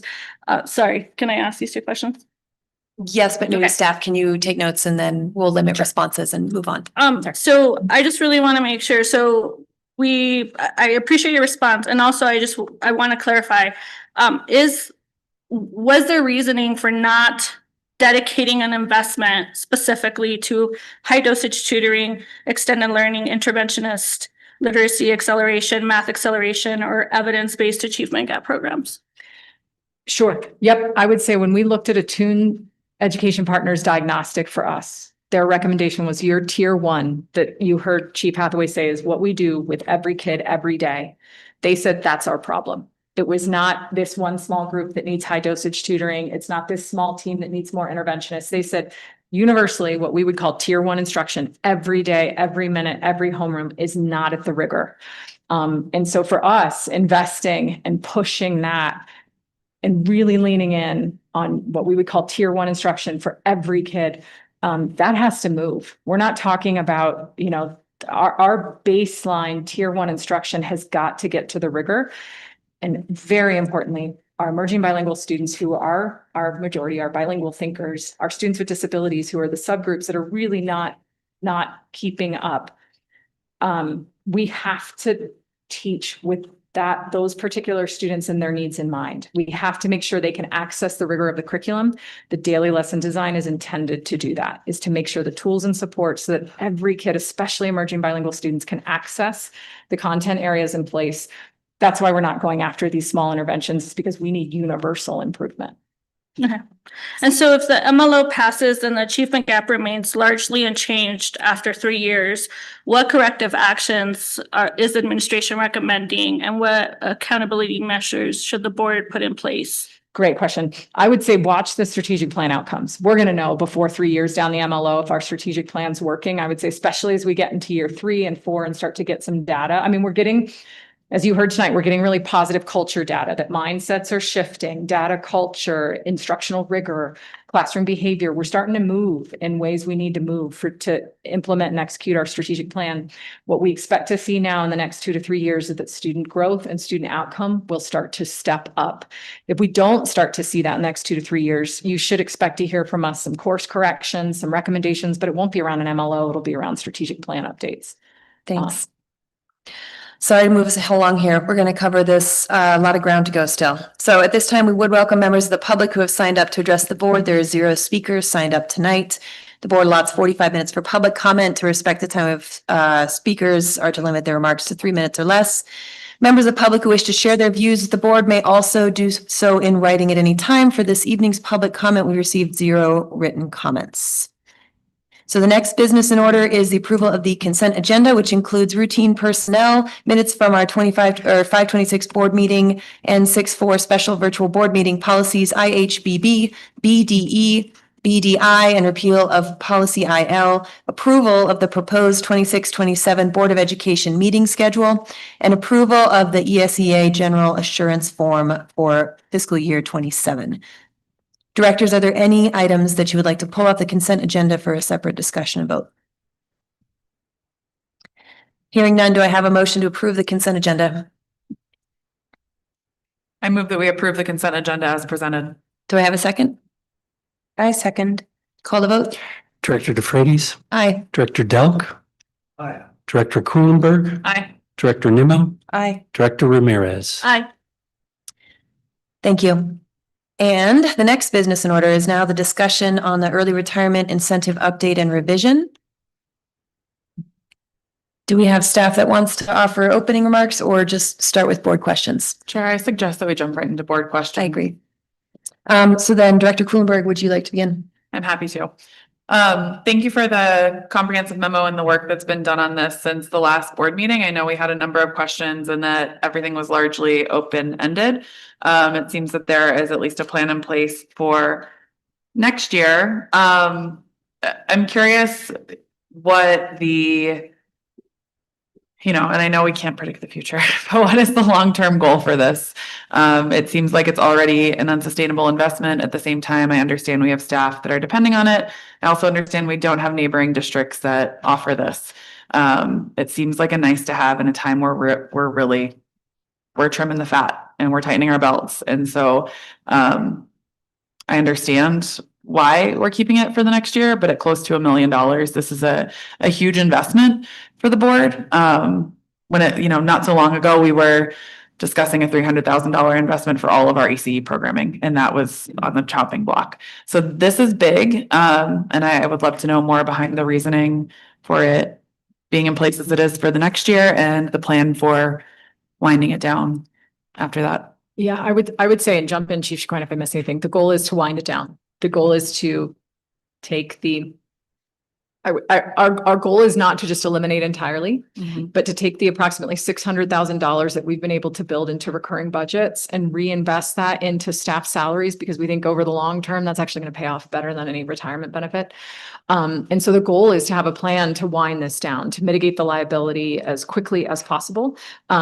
And also to try to mitigate harm to employees, especially those who are close to retirement, and that we are really trying to thread the needle on this. And it's hard. And so mitigate the liability, reinvest those recurring dollars into staff salaries, and wind the plan down. And can I just add one other thing with that? Because it's a very delicate balance this year. And there was a lot of confusion around the discussion of sunsetting this policy eventually, and a lot of concern from our staff. And so what we ended up doing is that we knew that it was going to cost $989,000 total. And so we split that into our one-time funding, which is $367,000, so that we were very clear that this is just one time to get us through for this year, to avoid a lot of confusion and concern and heartache from our staff, but with the assurance that we're moving forward with sunsetting the plan. And so that's really where we landed. In the $622,000, what we're hoping to do for the future is to be able to infuse that in the salary schedules to help boost people's HAS over time. So that was that was kind of the stress point of where we got to financially, and just from a strategic standpoint, to try to thread the needle on this one. Yeah. And I understand it's going through the IPP process next year. And I think in thinking about that, that's appropriate. And I also, again, this is a huge investment, and this is a huge dollar amount for the board to be considering in the overall budget to invest in this way. So I think that I, as a board member, have an interest in knowing where that is and how that proceeds through IBB next year. What I don't want to be in is in a position next spring where there hasn't been an agreement and we're down to the wire and allocating one-time dollars again, because I feel like we've put ourselves in that position before. We're in that position regarding healthcare, and I don't want to be in that position here too. Yes, this Thank you is for where I that. am. Yeah, thank you for that, Director Kohlenberg. I don't believe that any of us want to be in that position for next year. I know. Especially the staff, just because of the concern that it caused this year. We started those conversations in October of 2025. And our goal is to really work on a sunset for this plan in September through conversations with Okay. all of our IBBs. And so we're really hoping to bring a plan to this board, understanding the importance from a financial health standpoint, from a cost standpoint, and mitigating our budget and assuring that our budget is going to like, we're going to know what the costs of our budget are going to be. And it's not going to just burden us significantly in one year or the other. And conversely, it's not going to cause a lot of duress for employees that have been planning on this for many, many years as they're working towards their retirement. And so that's why we're working off of the September goal of trying to come back to the board with a sunset that would be recommended by both us and IBB. And that's our first hope. Yeah, so it's actually not meant to go through a full IBB process next year. It's actually meant to go through this year's. And so the commitment we heard in labor management was that our union would bring back this current year, 25-26 IBB members to wrap this thing up in September. Great. So we're Okay. hoping by October to have a plan for you. It's on me. I missed that at the end of the memo. Sorry. Yes, it's fine. It's fine. I mean, it's a really good point. Just to that make last sure. date. Yeah. Okay, that's all I've got on this. Thanks for, again, turning this around quickly, because I know that was a lot in 2 weeks to. Yeah, and Chief Brockman really did a lot of work in making sure that she was getting the feedback needed from staff to just make it so that wasn't to the point as much as she could to make sure that it didn't feel like it was being done to them. That we were working with them collaboratively, and we've been able to achieve that. Great, thank you. Director Dell, did you have questions about this one? Oh, stop. Director Nemo? Oh, No, I just want to thank you so much for doing this. I mean, it's a big deal and there's no easy answers. So yeah, I look forward to hearing what comes of it. Thank you. Until Director Ramirez returns, I'll just offer my comments and then give her some time. Having been a part of these conversations through the Labor Management Committee and IBB this year, I am very grateful to staff to being persistent with this conversation. There was not a willingness to engage necessarily by teachers at the beginning of the year, and that was brought back, and with the support of the board, that's saying that we need to see consistency and that the solution is not something that can contain this much variability year to year. And so that effort on behalf of this staff and then also our IBB participants and their willingness to finalize it next year, as well as support the compromise that we're going to take action on here in a minute to freeze the salaries that would be considered at pre-MLO level, if nothing else. That's a common ground that folks have agreed on, and that gives us at least one of the variables under control. And that has not been an easy conversation. I know Chief Brockman's not here, but she's carried a lot of that water and just wanted to recognize her effort on that. Yeah. Anything else to add there, Dr. Cole? It's actually not before you as an action item. Oh, sorry. It's just an you're fine. update that we've made Okay, that I revision. apologize. The salaries, I Yeah. wasn't sure if that was. Yeah, no, it's not. It's just that it's an update for you all that we've made that revision to mitigate liability, and we're coming back to you in September, October with a plan. Okay. Great. Yeah. Yeah, it's just a process implementation, so we'll make sure that that gets in the process this way. And then we just wanted to make sure that the board was aware and to solicit any feedback if necessary. Excellent. I'm going to wait for Director Ramirez to return to the room to get her comments on this issue. If we can, just give ourselves a few minutes. Should be right back. Director Kohlenberg's like, Nice, keep just it rolling. Yeah. Can I use the opportunity? Not sufficient to you, John. Okay, we have 5 minutes of open discussion. Oh, Yeah. about this? Yes, Oh, wait. What are we talking about now? we are still discussing the retirement incentive plan. Yeah, no, I was gonna go back in time and ask Joel a question, but fine. Okay. It's Jacqueline. Director Ramirez, did you have questions, comments? Yeah, sorry. Well, we talked about this during finance. I feel like I mentioned all of my comments and questions and concerns. I just wanted to clarify, did we say the exact number we're investing for next year's budget? Yes, we did. We have talked about that at the 622,000 on a recurring and 366,000. I think it's total of 989,000 total for next year's budget for 26-27. And can you explain how that is subject to change depending on? It is our budget, so our budget probably will not change, but the actual amounts that we will incur are dependent upon who actually decides to retire, which is impossible for us to determine at this time. Right. Well, I appreciate it. I appreciate your guys' commitment to having a timeline and, you know, set that expectation for you guys to come back to us in September. I think the board probably has shared those same comments I shared during finance committee, but I think, you know, this is something we are investing a lot of money in. And I think we take your recommendation seriously on our finances. And I think we need to make sure that we're protecting the district as much as possible when we think about the future. Okay, thank you, Director Ramirez. Any further comments on this agenda item? Thank you very much. Staff, can you just tell me, are there items for action in 9 that will necessitate a presentation ahead of time, or would you like us to just go straight into board discussion on all of those? The only thing I would recommend is an update from Chief Baumfuck on the MOU, and some framing there I think would help. Does that sound right? Excellent. Then the next business in order is board action on the memorandum of understanding between Rural Homes and Roaring Fork School District. With brief introduction by Chief Baumfuck. Yeah. Good evening, everybody. Director Jelk, nice to meet you across the table. Nice to meet you as well. Welcome to the team here. I have with me David Ware of Rural Homes, who is our selected development partner that we're asking you to approve a memorandum of understanding and a pre-development agreement with tonight. You all got a preview of this in our work session a few weeks ago.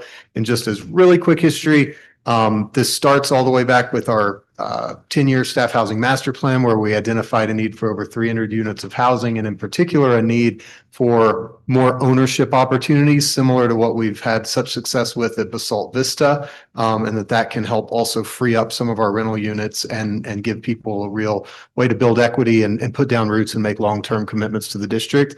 So that recommendation was in that plan that the board approved in December. We've discussed it a few times since then. We put out a memorandum of understanding. We had quite a few proposals of developers eager to work with us on this project. It's on a property in El Jebel on JW Drive.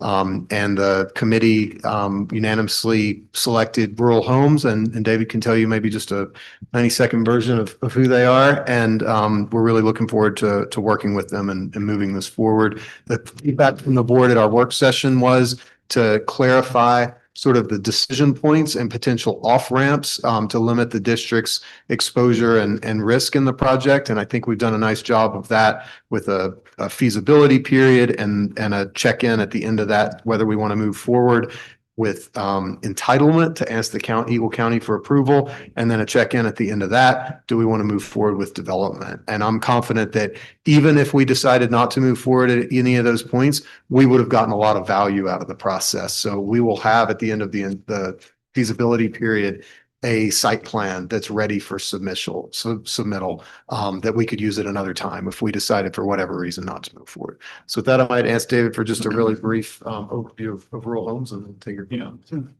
Thank you, board, for having me tonight. And so Rural Homes is a 501c3 nonprofit. We were founded out of the Telluride Foundation. My business partner started the Telluride Foundation about 35 years ago.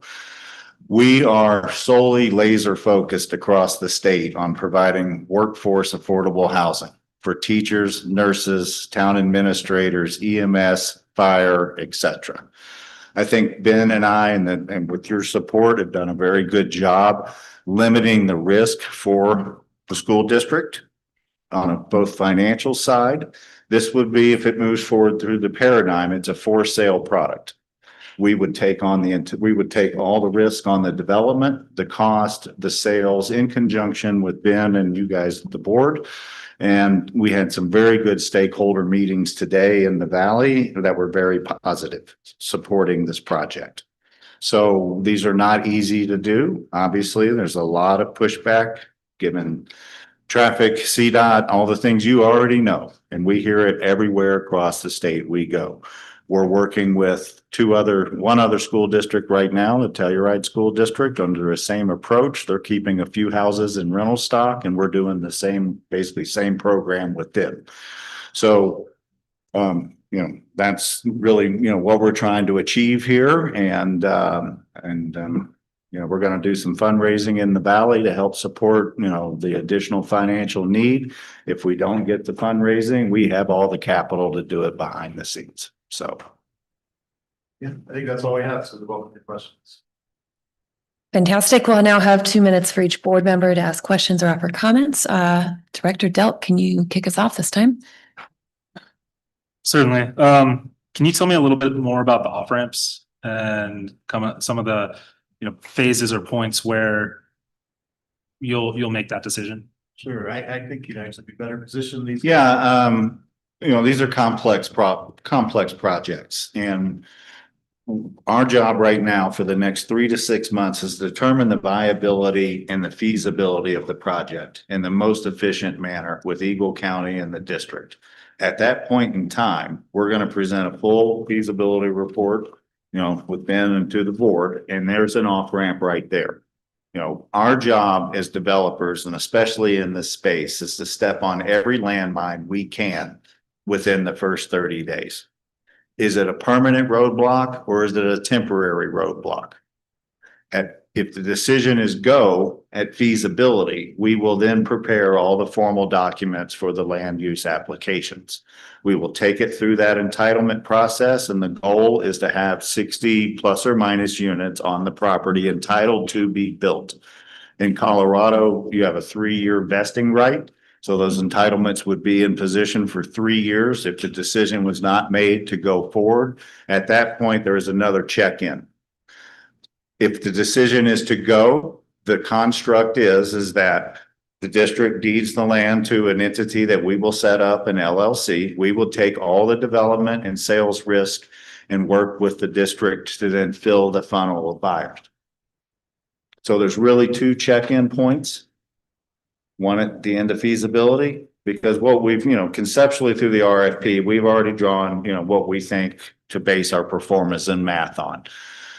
And, we're trying to close the funnel, and we're probably started at 40,000 feet. Now we're at about 20,000 feet. And at the end of entitlement, we'll have, what does it cost? What is this? Did the number go up and down? Because we're trying to do, we're trying to deliver homes around $500,000. We work true modular volumetric with Fading West out of Buena Vista. And our whole job is engineering, logistics, and manufacturing, and the best outcome is the house.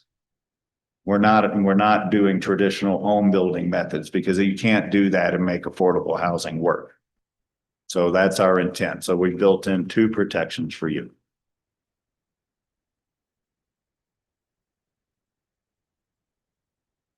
Those are my questions. Okay. Thanks, Director Ramirez. Thank you for those 2 off ramps.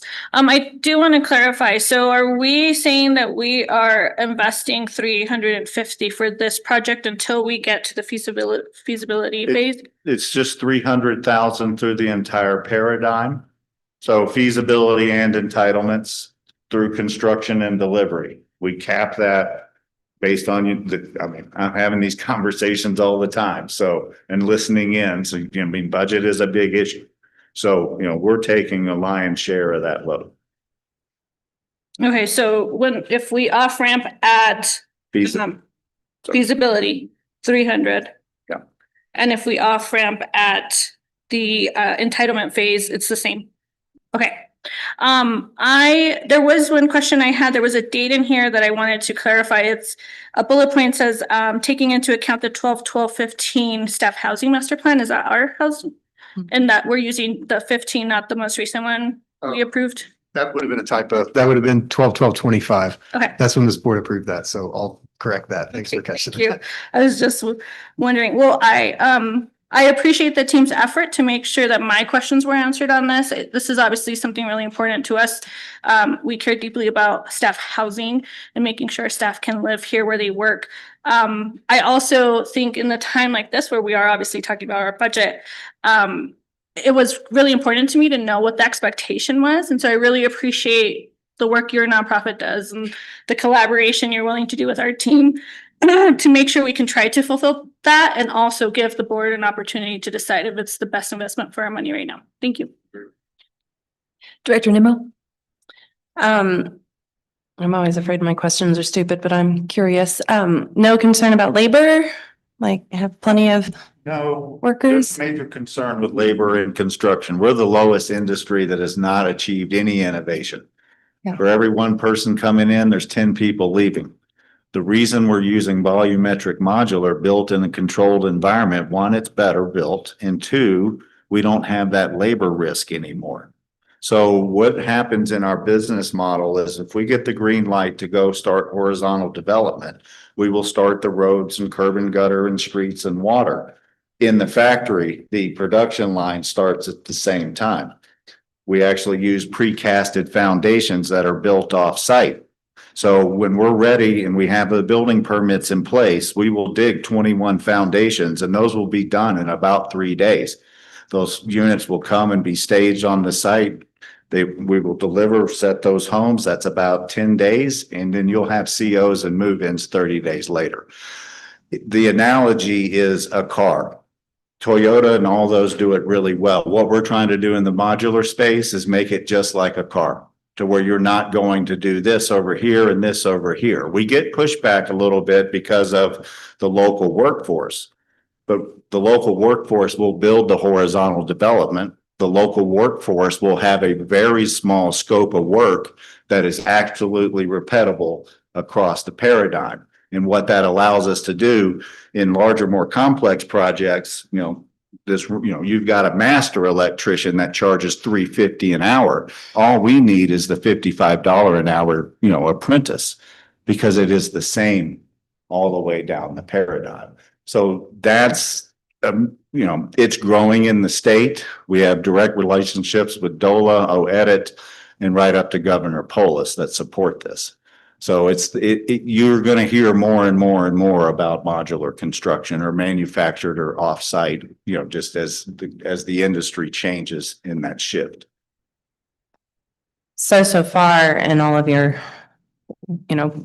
workings and stuff, you haven't had labor shortages, even like in the warehouses and that kind of stuff. We've not run into any labor issues. I mean, we have multiple factory partners, so we mitigate any kind of concentration risk in that regards. But we've not had an issue either in the factory or on site. When you go to contractors and say, hey, I'm building it, can you help me pull this together? There's a level of goodwill also, because their employees in certain cases are the ones that are the output of our product. And does it look like they would have to do much with the traffic part of it, or in conversations today, and I've got a call next week with the director of CDOT on a number of topics around the state. I don't believe either our project or the Aspen One project across the street, the fire district down the street, et cetera, is going to exacerbate that problem whatsoever. If you put a school on that property and you've got peak hours, absolutely. Yeah. People see rooftops and they see traffic. Housing is the least impactful related to traffic. Now, my goal in the conversation is how do we coalesce the region? Because what happens with CDOT is you get through, and then finally somebody gets caught and the gate closes, and whoever the applicant is responsible for the multi-million-dollar improvements. Well, from Aspen all the way to Glenwood, how do we start to put this together? Because you're looking at it very myopically. My project triggered it, but these 6 got through. I can't afford to do the project anymore. And what do? You just stall out and everybody continues to do this. And our job at Rural Homes, we're legislative, We have lobbyists, we're involved, we're all here about taking friction out of the system to make these things easier for affordable housing developers. If I could just add to the traffic, we do think that that'll be the biggest concern coming from the neighborhood. But comparing it to what the intended use of that site was, as David mentioned, was a school. It's a much less intensive traffic load. We've also, our housing master plan said we could consider up to 190 units on that property. We're considering about 60. So we're intentionally bringing the density way down to fit in with the neighborhood and alleviate some of those concerns. And it's a really great area where, you know, there's a WeCycle station literally on the property boundary. There's a RAFTA stop, you know, there's all those things. And then what I continually remind people of, we're not adding people here. We're just adding places for them to live closer to their work. All of these people are part of traffic every day right now. And most of them, and I've got plenty of data to show it, most people that live in our staff housing dramatically reduce their daily commute. So in the big scheme, we're reducing traffic, but at one road, one street, we might be modestly increasing it. And those are the issues that we'll work through. And we're used to those conversations. You know, unfortunately, NIMBYism is everywhere and just have to be strong and work it through. Yeah, thanks for that information. It's really helpful. Director Kuhlenberg? I don't have specific questions. I'm very excited by this project and I appreciate the work. I appreciated the time and work session. And I'm grateful that we are thinking creatively, excited to partner with you all. And seeing the projects that are being done around the state and the really holistic approach that you all are taking to this is refreshing. So thank you. Let's just say we're very good. Well, thanks for being here. Thank you very much for your time echoing my colleagues' questions, comments, and support for this project. And Ben, thank you so much for the investment that you've done to bring us along. We look forward to the next steps and yeah, it's a big step, but we appreciate it. Do I have a motion to approve, I'm on the wrong number here, pardon me, the memorandum of understanding between Rural Homes and Roaring Fork School District? I move that the board approve the memorandum of understanding between Rural Homes and RFSD as presented. I second. Are there any intervening motions to amend? Seeing none, would you please call the vote? Director DeFrancis. Aye. Director Delk. Aye. Director Kuhlenberg. Aye. Director Nimmo. Aye. Director Ramirez. Thank you very much. Also a pre-development agreement there, so it might be a separate motion. I don't see the second motion in the notes, but I I can, make a motion Yeah. to approve the pre-development agreement between Rural Homes and RFSD as presented. I second. please call the vote. Director DeFrancis. Aye. Director Delk. Aye. Director Kuhlenberg. Aye. Director Nimmo. Aye. Director Ramirez. Aye. Thank you. Appreciate that. Next business is in order is board action on certified A and B salary schedules. Without a preliminary staff presentation, do I have a motion to approve the salary schedules for A and B? So moved. Do I have a second? I second. We will now have 2 minutes of discussion for board members, and then 5 minutes of open discussion on the motion. Director Nimmo, I believe it's your turn. I don't have any questions. Director Kuhlberg, I don't have anything on this. Director Ramirez, No questions. Director Delk. No questions. I don't have any additional questions either. We've been over this quite a bit and appreciate staff time, effort, and the thoroughness of the memo. Thank you so much. Are there any intervening motions to amend? No. Seeing none, would you please call the vote? Director DeFrancis. Aye. Director Delk. Aye. Director Kuhlenberg. Aye. Director Nimmo. Aye. Director Ramirez. Thank you very much. Moving right along, the next business in order is board action on the 25-26 supplemental budget charter school fund. Is there anything staff would like to open with on this one?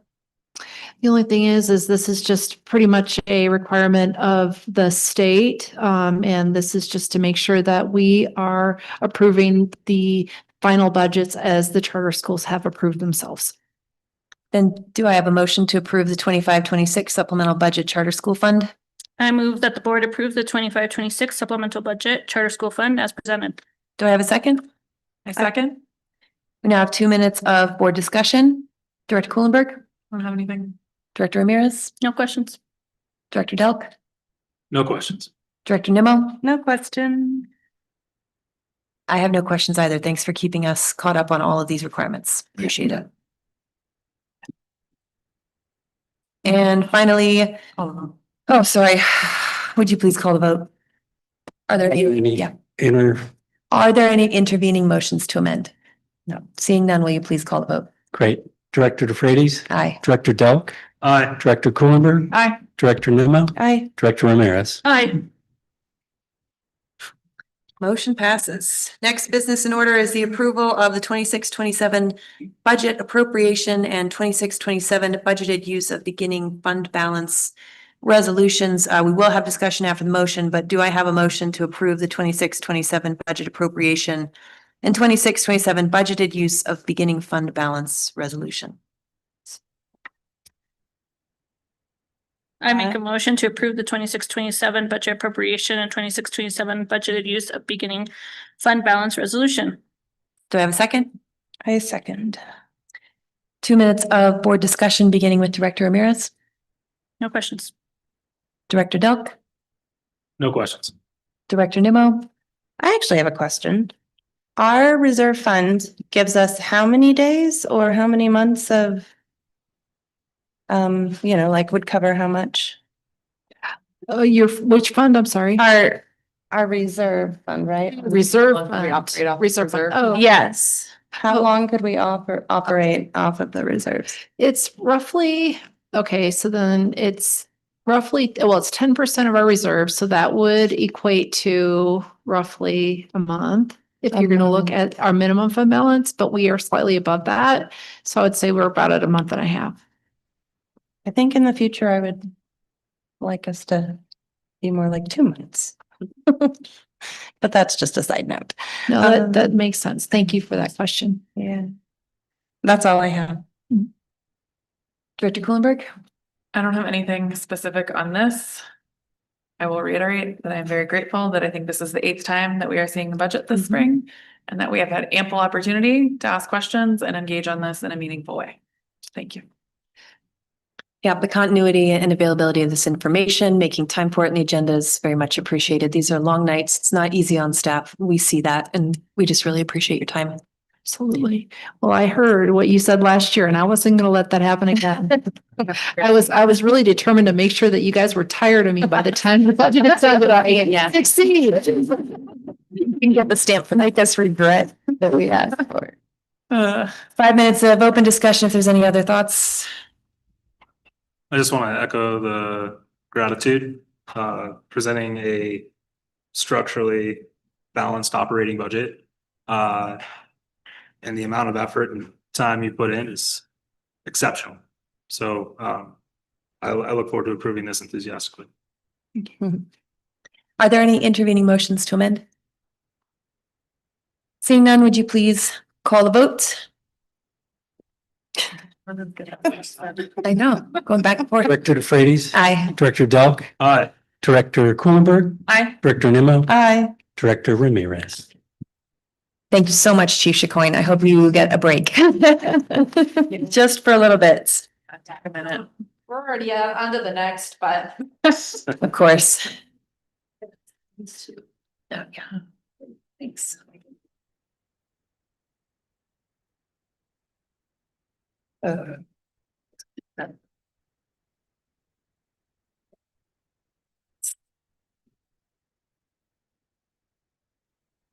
Congratulations.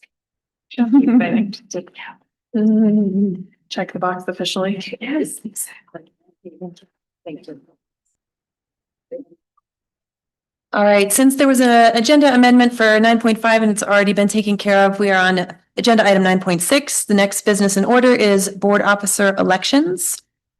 The next business in order is the nomination for the office of board president. Are there any nominations? I would like to nominate our newest board member, John Delk, to become the board president. John Delk is nominated. Are there any further nominations for the office of board president? All right, seeing none, nominations for the office of board president are now closed. The nominees for the office of board president are Jonathan Delk, We will now hold the election for the office of board president or chair. And there's roll call. Would you please call the vote? Director DeFreitas, Aye. Director Delk, Aye. Director Kuhlenberg, Aye. Director Nimmo, Aye. Director Ramirez. Director Delk has now been elected as the new board president and will now lead the remaining officer elections for vice president. So take it away. We will now open the election for vice president. Are there any nominations? I would like to nominate Director Kuhlenberg for the office of vice president. Are there any other nominations? Nominations are now closed. Move to vote. Director DeFreitas, Aye. Director Delk, Aye. Director Kuhlenberg, Aye. Director Nimmo, Aye. Director Ramirez. Aye.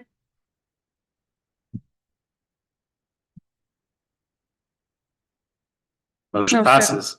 Director Kohlenberg, congratulations. You're now vice chair Thank you. again. Um,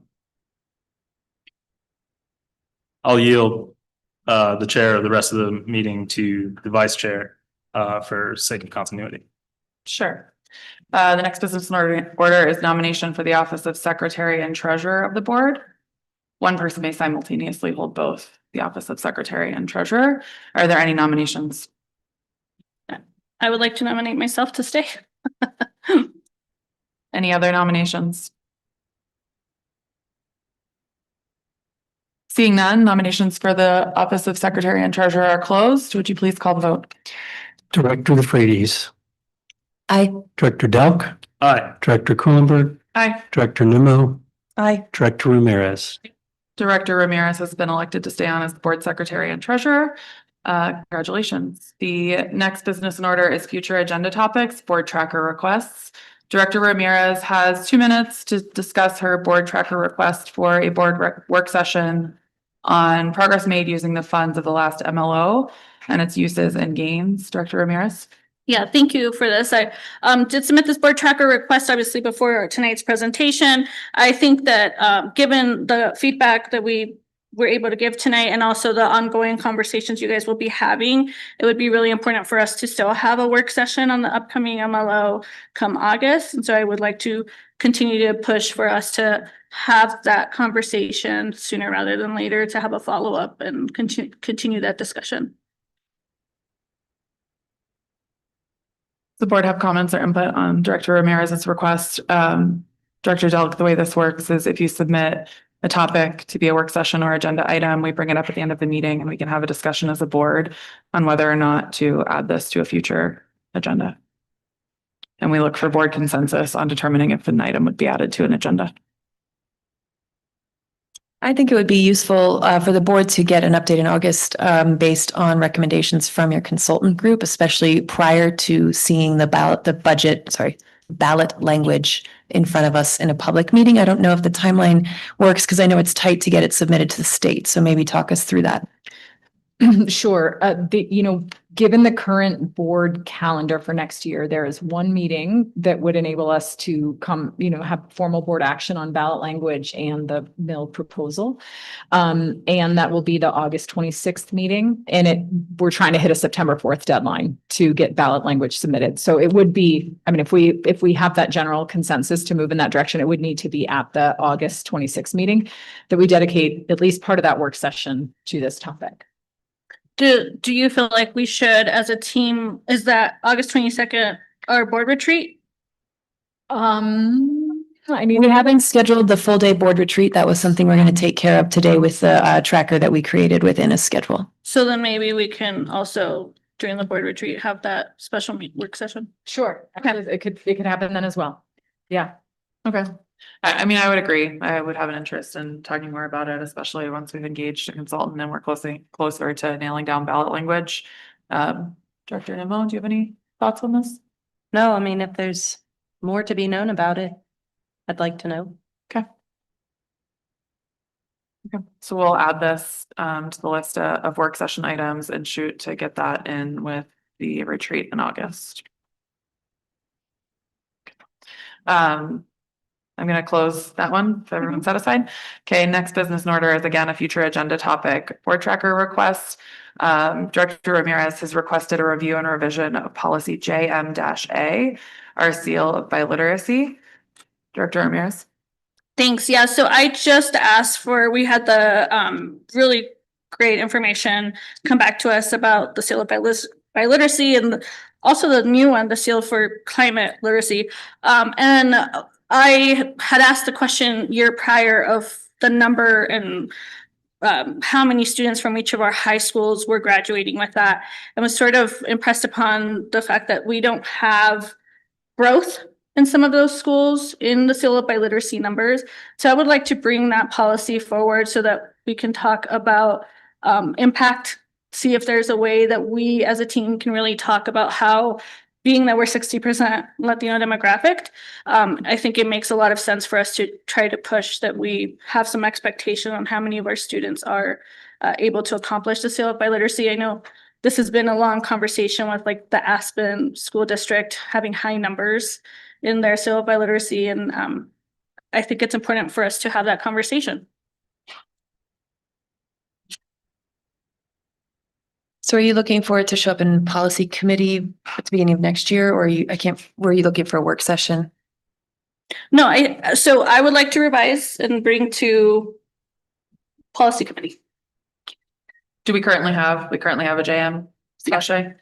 We do. We do. I don't think I've ever reviewed that one. Yeah, if I can just say, if you decide you want to do this, you just let me know and we add it to the plan. Yeah, thank you. I would name. I think it would be important to understand deeply, and I'm just trying to wrap my head around whether this is a board policy committee or a work session. You know, I actually think before we would jump into a policy revision, it would make sense to address, like, to get a general staff update on the seal of biliteracy, because I don't know the answers to these questions right now, like what the internal goals are for our teams, for our the faculty who are leading it. I'd be very interested in, the tie in between student academic achievement and growth and the seal of biliteracy. I would also be interested in, like, what are the barriers? Why aren't kids going for it? And I guess I would want us to really deeply understand that before we jump into policy committee and set goals. So my recommendation would be that we find time for either a work session or some time that I can craft with our the leadership of our culturally and linguistically diverse education department and the faculty who who lead this in the schools, to just better understand, like, what's working, what's not working, what are the goals, what are the barriers, before we jump into policy. That makes sense. I would support that approach. I think there's been interest over the last couple of years around the seal of biliteracy and how it aligns to CD, I almost said CLD, but CD's construct that they have for seal of biliteracy. I'm wondering if there is a need to include the seal of climate literacy in JM-A.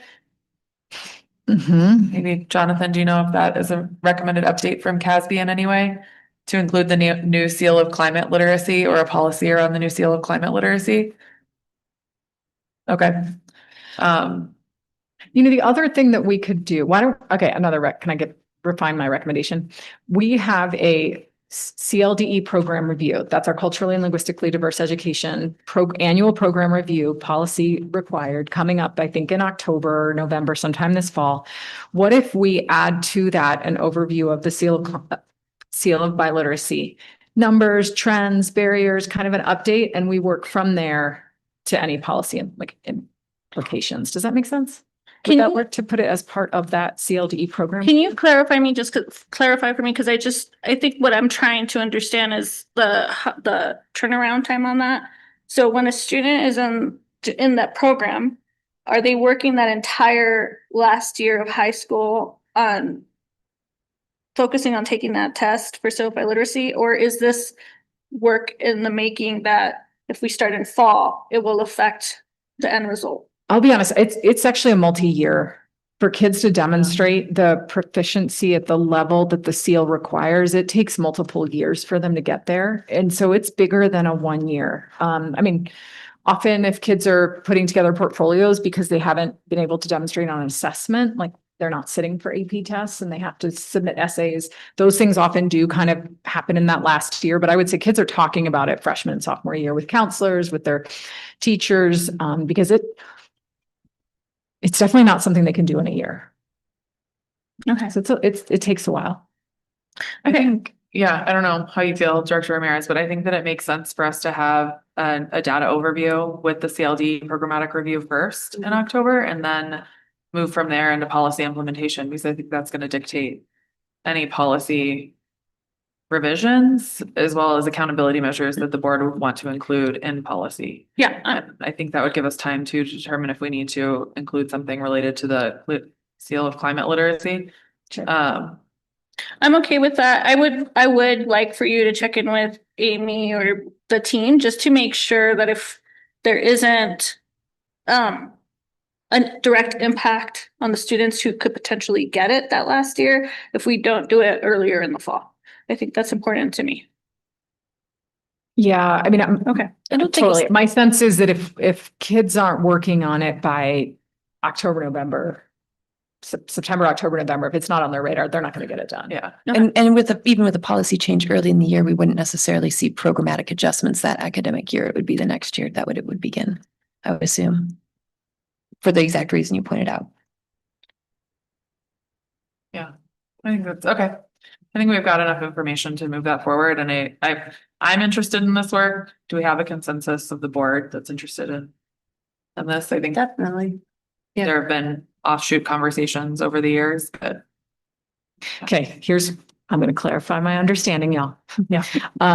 So what I'm hearing is that we are going to incorporate an update on the seal of biliteracy with the CLDE program review next fall. That's going to include kind of trends, goals, how this aligns to seal of biliteracy, how it interacts with some of our overarching goals about the academic achievement and growth of emerging bilingual students, discussion around goals, inclusion of looking at our current policy on the seal, and some opportunities for the board to better understand what it requires, and also kind of barriers and challenges to having more students complete that. And we would have that conversation as part of the CLDE program review. It will be incorporated in that. And then we can talk about policy implications. yes. Yep. Thank you. All right, the final request we have from Director Ramirez through the board tracker was about requesting more information on the district's 3 lowest performing schools. Director Ramirez, will you clarify what information you're requesting and frame your request for us? Yeah, I wanted to do sort of a strategic plan review, and I did want to note something, and I want to make sure I ask just for clarification, because there was one item that was missing, was the library card program resolution. Was there a reason we didn't include that? Okay, not totally done. Given the scope of the agenda tonight, we pushed it to the first of the next meeting to just add to a future topic discussion. Okay.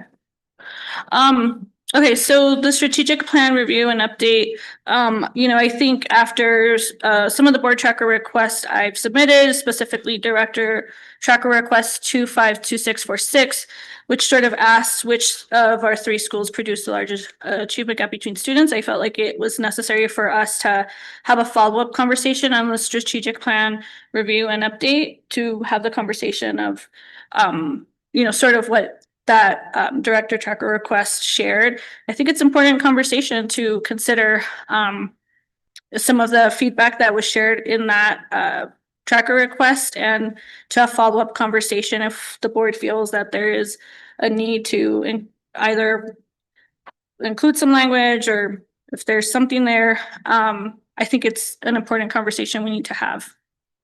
Would it be appropriate to include that in the work session ahead of the next presentation on strategic plan? Because I know in the fall, we typically have a couple of lengthier work sessions around data and achievement, and it seems like this would be best addressed there, maybe some targeted information and inclusion. I mean, I think it's a complex request, because what factors are you considering for lowest performing? Like, is it, like, I think there needs to be more discussion and understanding from the board around what factors you're considering when you want like what factors you're considering in identifying the 3 lowest performing schools. Is it academic? Is it student belonging? Is it teacher satisfaction, right? Like there's such a breadth of data points that I think we would need to get clear as a board about what that means and defining that before asking the districts to identify those. And then I think I would want to know like what the value in that is, but that's going to be dependent on the data points that Right. we're looking for.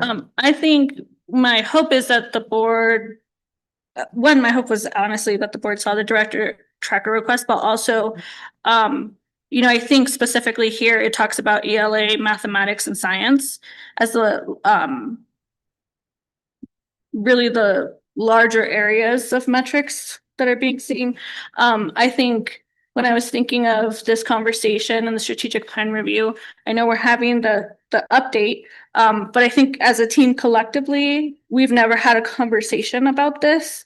And so I wanted to give the team and us an opportunity to digest that and to say, like, is there something here that we have not, which, was part of my questioning tonight, is there something here that we have not yet explored? One of the things with the strategic plan, like I appreciate the investment we have made into the strategic plan. I believe it's a good document, which is why I voted for it. And I also think we can do more. I feel like I've been really consistent to say, like, I think the strategic plan is a document that we have, that we made a commitment to, and also we can do more. And so to me, the strategic plan is something that we can update. It's never final. We can be flexible with it. We can readjust if needed. I think that is true for the world of education. And I think we should be able to have that conversation. I have a couple thoughts. I have some concerns about focusing an entire work session on anything framed as the 3 lowest performing schools, especially when it's such a different, there's different metrics and there's different, our communities are all different. Elementary, middle, high school all face incredibly different challenges. So I would be interested in how we can frame lessons learned that I know our staff engages with and the school leadership in a way that informs our strategic plan. But I don't support a focused study on anything that we would term lowest performing schools. Well, and I do want to say, like, we talked about in our report today, you can't move what you can't measure, right? Like, we were very specific to add some of these quotes. And so I'm taking some of our work in that. I'm trying to find another one that I thought was really important. Because I don't think this is about saying, like, these people are doing it wrong. I think we need to be able to really think through what we need to do more.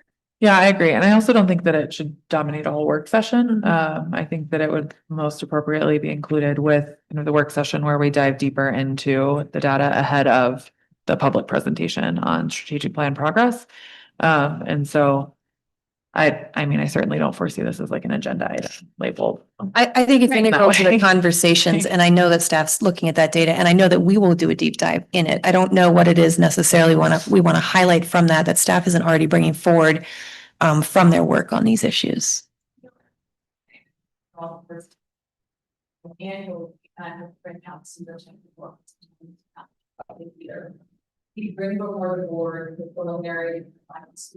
And I don't think your microphone's working. Yeah, it's red. Okay, I'm sorry. I was going to draw your attention to that. Annually we bring before the board the preliminary and then the final school and district performance frameworks. It's that big chart. Green, are we in the green? Are we yellow? And that is really we're using the state performance framework, which looks at all of those student academic outcomes, achievement, growth, access, test scores, attendance. All those pieces roll up in the state performance framework. And then if the board recalls, then we expect every school then creates a unified improvement plan based on that framework, addressing the gaps. And this is that indicator. Remember when we said 55% of our schools were at our highest rating and then moved up to 88% last year. So, I mean, that data, which is comparative. And when we bring these, I mean, I can share it again in the board update this week, but if you look at that superintendent report from September, you see every single school and where they rated in that state performance framework. And I would say that this aligns with what we see in terms of student achievement and outcomes and where we see hotspots. And the board will remember that we actually had an explicit presentation because the board, in terms of the state accountability system, because Glenwood Springs Elementary School was in priority improvement, the rest of our schools were in performance, they had to bring their unified improvement plan before this board for approval. So there is that system as well. I'd be cautious about creating yet another when we really do invest a lot in the state performance frameworks, and we expect our schools to be building unified improvement plans, which then become their, we don't use that language with our communities, but we would say a school strategic plan that you want to. Mhm. Yeah, I would agree. And that's where I envision Right. it in that fall presentation. And so I think that if there's an interest from the board in diving more deeply into what specifically we're doing differently in those schools, or if there are additional supports needed, or if there are different strategies being used in those buildings, I feel like that is the appropriate time to bring that forward. And Director Ramirez, if you're envisioning something else from the presentation, like what I don't think I understand fully. Yeah, so But like, cause I just have requesting more information. And so I don't think I'm understanding what the more information is. So maybe, I mean, maybe we need to, like, you and I offline, or we need to offline figure out what that additional information is and figure out if we can build it into that work session. requesting more information. Well, so to the core of it, I submitted this board tracker request. The team sort of came back and said, well, we need time and we need to be able to really look at the data. We don't have an answer to this. But here is the Google Gemini, right? And so I feel like we should know that. We should know. And so my interest in this was, one, our team making an effort in knowing this information. And whether, like, I hear you on the state data. I think obviously that's free, it's important. But this is specific to our school district and the 3 schools here where the achievement gap exists. Where it's the largest achievement gap between students of demographics. And like, I'm thinking of like Sopris, right? And I'm thinking of GSES. Comparative, it's 2 different demographics. It's going to be 2 different. But where there is an investment to be made, where the achievement gap is the largest, I would like us to work on identifying those 3 schools, the 3, because I think it's important to know, like, we can say, list them all in order, but I think the investment for me was knowing which top 3, because if ever we were talking through a strategic plan as a board and we felt there was an investment missing, we could have a conversation as a team collectively on, have we considered what is working for so-and-so, and we need to now pivot and invest here. So it was like a 2-part. It was Yeah, one, I I think I'm better want the team to do the data dump and all of that, and then bring it back to the board for conversation. I still think it needs to, like, we need to refine this request more as a board and then potentially resubmit it before we can give direction to staff. It feels too amorphous and like too broad right now to be able to give specific direction on any type of presentation or engagement. So Could follow up after the work sessions on the data and see if those questions are not being met with what we have in place already. Yeah, and I do want to clarify that my question initially was that, has the team identified which 3 schools produce the largest or consist of the largest achievement gap between students, and then which schools and what data supports that finding? And that is to the core of what I wanted to get back from our team. okay. Yeah, and just based on the class I'm taking, I mean, like identifying how your schools are doing, in comparison to the state, in comparison to the nation, and in comparison to each other is like, that's valuable information. Yeah. And pairing it with like also comparing that to which schools you're spending the most money on and seeing how that lines up. So I mean, yeah, I agree with Director Ramirez. Like, I think the information could be really useful. And I would hope that nobody would think that there would be a reason to use it in a negative way. Right. I think the question that would help to be clarified on our end in terms of the analysis is is it just the difference in like math achievement between student subgroups and we're just looking for a differential? I guess I would need some specifics around the data analysis and also then to better understand how that is informing something different than the school performance frameworks, which are very much so aligned to, are these schools performing and meeting the needs of all kids? And that is the state performance system. So I guess it's a different level of analysis and we just need some real nuance clarity of what we're looking for. And frankly, how that would, and maybe that's it. We haven't looked at it, so we don't know, but I'm not clear yet on how we would address that differently than what we do with school performance frameworks right now. Yeah, I agree. I think it's, for me, before we move it forward, it's two-part. It's clarity on the ask, and then it's the value of what we get with that information from the ask. Is it something additional? Is it something that's going to better instruct Okay, teams and stuff? so then can readjust my ask to have the team identify the 3 schools and then we can follow up on that? Yeah, Okay, yes. But Anna's I'll follow saying, you. what are we looking at? I guess What I'm are we saying measuring? as defined by which metric? Exactly, and that's what we're gonna follow up on. Okay. Yeah. Yeah. So you're not asking the Nope, we're team not to asking do you that to do analysis? Nope, got it.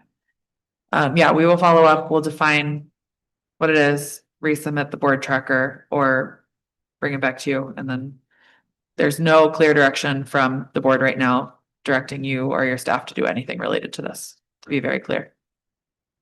Okay. All right, next business in order is board updates and appreciations. We'll start with Director Nigel. I am appreciative of all of you. I think you're all amazing. We had a really rough,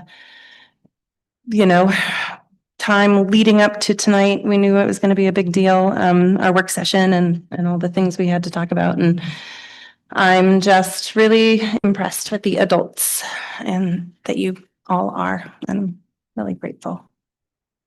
Director DeFreitas.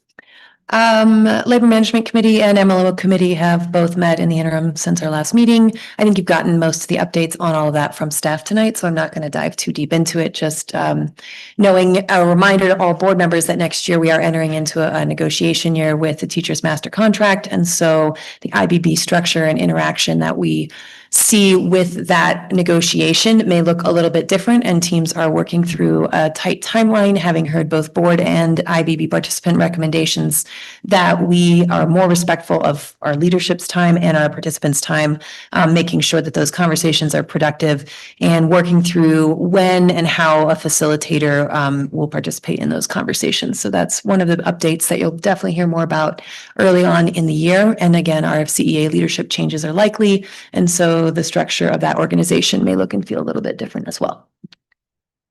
And I really appreciate the fact that staff had a super long day, the leaders of your building and our district office staff have been here since, I think we're going on 13 hours at this point.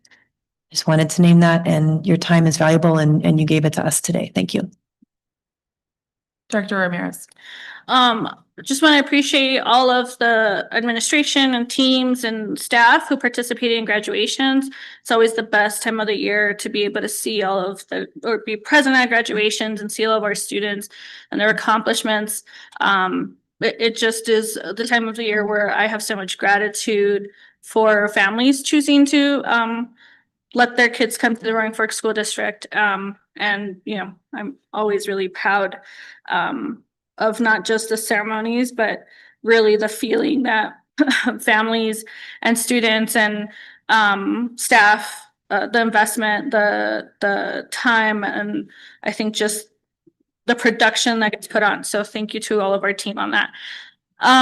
So an update, we did not have the library card resolution on as an update tonight, but so my hope was that come next school year, that would be one of the things I'm bringing up to the agenda. I'm not sure if it's going to be a policy or resolution yet.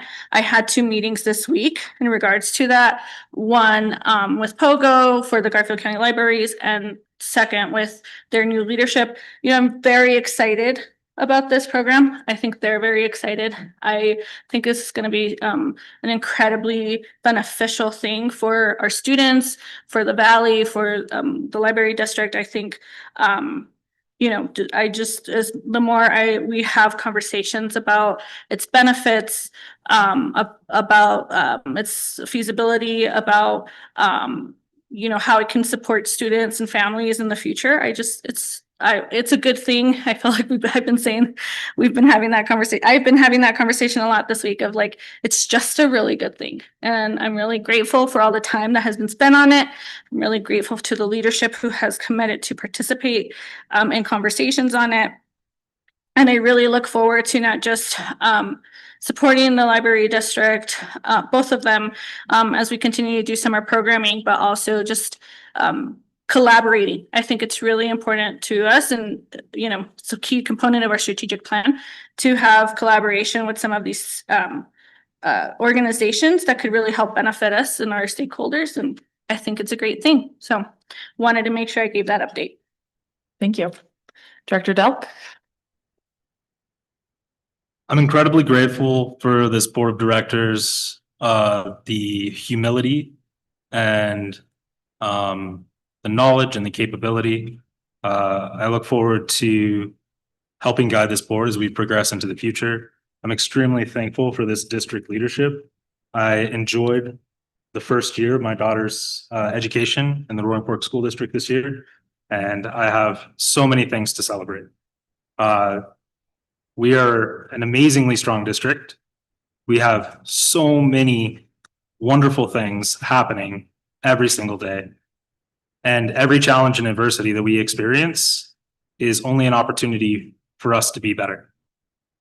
So I'll close with saying I'm very much looking forward to taking on this leadership role. I don't take it lightly. It is a lot to be thrust in to be inducted and then elected to board chair in my first meeting.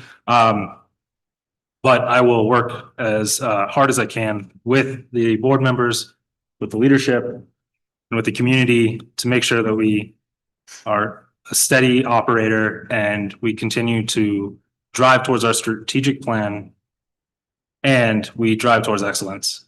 And I look forward to the next 17 months of my tenure. Thank you all. Thanks. I'll round us out. I want to give thanks to Director DeFreitas for your leadership over the last 6.5 months. You have handled a lot. It flies at you super fast and it flew at you very, very fast. So thank you for everything that you've put into it. All the time that you've dedicated, all the time that was not with your family, with your kids, with your spouse, with your friends. I know that it's not an easy thing to do, and I know that the pressure is very high. So thank you. And I have no other updates or appreciations. Or no other updates. That was my appreciation. So if there's no further business and no objection, the meeting will be adjourned. It's 9:03 p.m. It's an early night.